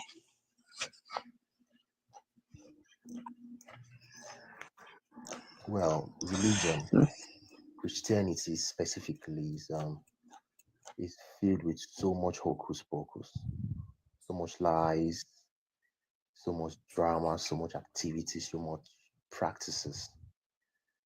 And I got saved from this mess 2018, while I was doing my youth service, somewhere in Nigeria, a state called Akwa Ibom. Ever heard of that? Yeah. You know Akwa From Ibom? America. I'm from America, so no. Yeah, I know. Okay, yeah, somewhere down in Oran. So I was in this school where I was doing my youth service, teaching in a school, in a secondary school. And this little girl in class asked me a question I couldn't answer. She asked me a question. I was so dumbfounded in class. She said, "Is God a man or a woman?" For a moment, I thought I was an intelligent person. I thought I was smart. But I discovered that at that moment, I couldn't answer that question. So when I got home, I had to make a research. And then I bumped into so many informations. I started from the Codex. Ever heard of the Codex? Yes, somewhat. Codex. I started from there, and boom, I discovered that I was wasting my whole time doing the religion thing. And since then, I've tried as much as I could to try to enlighten people, not using awful words, not trying to insult them, not trying to feel better than them or more knowledgeable than them. But I try as much as I can to listen more, and then try to engage them in the discussions. When you engage religious people, in a debate or in a reasonable conversations like this, we discovered how lost they are. Religion is the only thing that makes even educated people lose their sense of belonging. It's so crazy. It's so crazy, and it's so powerful too. You know, it has caused a whole lot of damages. Religion has killed more people than bandits or Boko Haram has ever done. If you come down to Africa, down to Nigeria, come down to a state called Ebonyi State, I can categorically tell you that 1001% of the pastors in that city are all fraud. You know, for a moment, I'm just all the pastors, not even all of them. You know, I'm so grateful for social media because social media is actually giving us platforms, and it goes a wide range to, you know, for people like us to be able to disseminate information. You know, we're talking here, and I can bet you that there are lots of people listening to what we're saying, you know, even if they can't speak out. But I believe that they're asking themselves questions. I'm called black sheep because it was an insult my father gave me. My own father called me a black sheep. Black sheep question. I'm like, would you describe yourself as an atheist in modern day, like today? Of course I am an atheist. Okay. So what's your experience like been as an atheist? I'm assuming you're still in Nigeria. So you could quote me if I'm wrong. But what has your experience been as an atheist in Nigeria? It's been somehow in the sense that it makes people don't want to have nothing to do with it. People run away from me. People do not want to have nothing to do with me. So has your experience been that of isolation with other Black people as it pertains to your atheism? You know, the truth is, when you are free from religion, I think that's the highest freedom one could ever have. Being free from religion. I agree. Yeah. I don't think having so much people around you is even necessary. I don't even want anybody to like me. It's not necessary. Okay, because I am free. I am mentally sound, mentally free. I'm not scared of hell. I'm not scared of heaven. I'm not scared of nothing. I'm just a disciplined person. And that works for me. Okay. Yeah. I became an atheist in 2020. So about, it's funny enough, 2 years after you. Because you said 2018, so 2019, like around 2020, 2021. You know, the truth so is, it's been recent. Sorry to cut you short, okay? I didn't really become an atheist 2018, but I started asking questions. Well, deconstructing, I should say. Yeah, I started deconstructing in 2020, and then by the end of 2020, I was an atheist. It took me time to actually come to a conclusion that I want to be an atheist, because I asked so many questions, and everything these preachers, these apostles, this bishop and clergymen keep telling me do not align. They all keep saying different things. They all have, if you go to this church today, maybe for example, you go to a redeemed church, they have their own doctrine. You go to a chosen church, they have another doctrine. Mm-hmm. You go to Fire of Mountain Church, they have different doctrine, and yet all these people all claim to serve one God. Mm-hmm. And trust me when I say this, religious people and wickedness are like 5 and 6. Oh, I agree. They are very wicked people. Yeah, and they lie a lot. They are not. I said it earlier. Sometimes they claim ain't no hate. Like,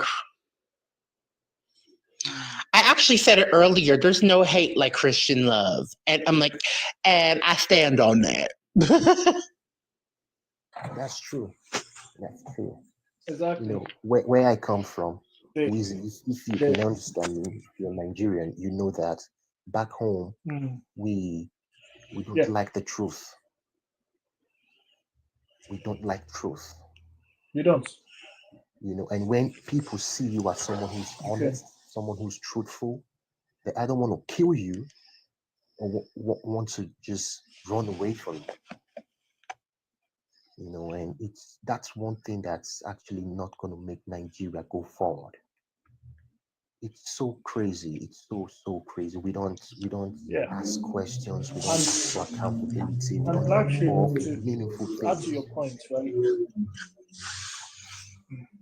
Black sheep, add to your point, right? Nigeria has a population of, let's say, 65% young people. Okay. A young workforce, right? Yeah. Now imagine a country where the youth, when youth from other parts of the world are spending their 24 hours like equipping themselves with knowledge and skills that will transform their country. Yeah. Back home, we are still listening to men telling us that they drank tea with God, they did miracle money, things that are just, this is a lie. But you see PhD holders, people with master's degree, they sit down there and clap. Like, I will walk up to you and tell you, I prayed to God, and you just got an alert, a bank alert. Nobody stands up to ask questions, to say, Pastor, prove it. Yeah, miracle alert. Nobody stands up to even ask, Pastor, this one, I don't think this is true. Prove it. They don't stand up. There is this podcast that has been going on where this guy has been exposing, I can't remember the exposing some of the strategies they use. Yes. Everybody should go and watch, because the truth is, when people come outside to expose this thing, they are also risking so many things, because you could risk getting ostracized by your people, by your loved ones. But because this is the way we can save humanity in general, right? Because we have to put humanity first. The heaven we are praying to go to, everybody wants to go to heaven. What's the point of heaven if your earth is messed up? How will you enjoy in heaven when you messed up the planet that you come from? Wizzy, you know what's funny? So, I've been asked by Christians. Yeah. I've been asked by Christians. It was on another live. It's like, well, I'm like, well, even if you don't believe, why not just believe, and just in case, so you can go to heaven? I said, let me tell you something. I don't like you people on earth. I'm like, you hypocritical, nonsensical people on earth. I don't want to spend the rest of eternity with y'all. So even if it were true, I choose hell for 2,000 outlets. Can Afro bring up Dr. Sam? He said Jesus saved Africa. Can you please bring up Dr. Simbarisha, whatever I can pronounce the name, on the comment? Are you a Christian?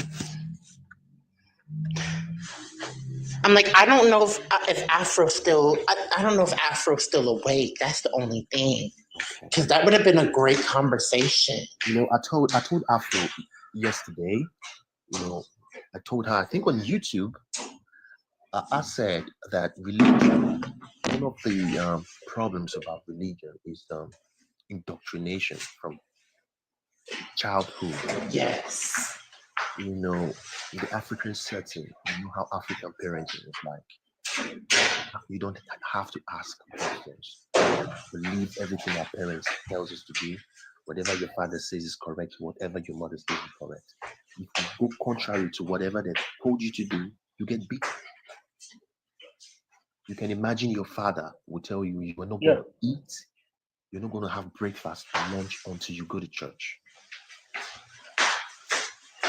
And that church you're going to, the children have, of course, they've eaten. They're looking all good. Oh, I can promise you, it's Black Americans too. It's the diaspora, because I can tell you from experience as a Black American that's exactly the same experience here. I'm like, in Black communities, there's a high reverence for elders. across the globe. So I could tell you that's exactly my experience as well with Black American elders. Like Black people think that questioning is disrespect. Exactly. I don't see anything wrong with questioning. We do not understand. You just put us in a cage, ask us to have faith and believe in nonsense, things that do not add up, things that do not have meaning, rubbish things. Okay, so what are we here? We're believing in Jesus? We're not believing. Are we atheist? Are you a Christian? Yes, devoted Christian. Devoted. Do you have any questions? So are you open to answer questions, sir? It depends what the question is, but I definitely don't believe in Islam, because if you look up to Islam, Prophet Muhammad, he actually sucked on the tongues of little boys. It's in the Quran. It also says in the Quran to go to the Bible. Listen. Whatever you are, a man or a woman, whatever you are, I'm talking. Don't play in my face. So, I'm trying to protect the lives. Don't do that. Sorry about that, Kay. I remove the trash. I don't know what's wrong with some people. I've removed the trash.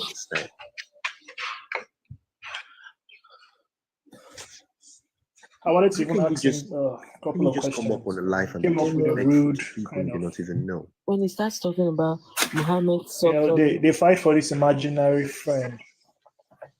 Muhammad sucked on boys. The friend they can't see.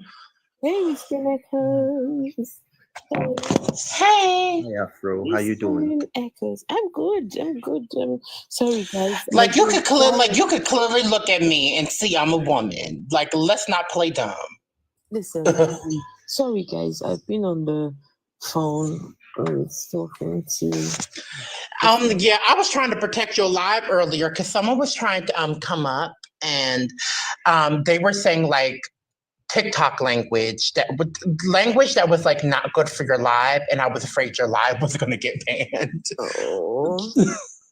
But anyway, guys, as much as I love you all, but it's nearly 1 a.m. on a Tuesday morning here, so that means bedtime. Okay, well, it was nice to see you again, Afro. Okay, I followed this new account. Huh? Yes, I will definitely follow you. Well, I followed you already, so we're following each other. We should at least. Yes. And I followed your backup account too. Oh, thank you, my darling. Thank you. What did you say, Black? I said I followed you and I followed Weezy too. Okay, well, I'm like, well, welcome to my. I will follow. Let me follow you too, Black Sheep. I really enjoyed hearing your experience. Thank you very much. Black Sheep. All right, people, everyone, thank you all so much.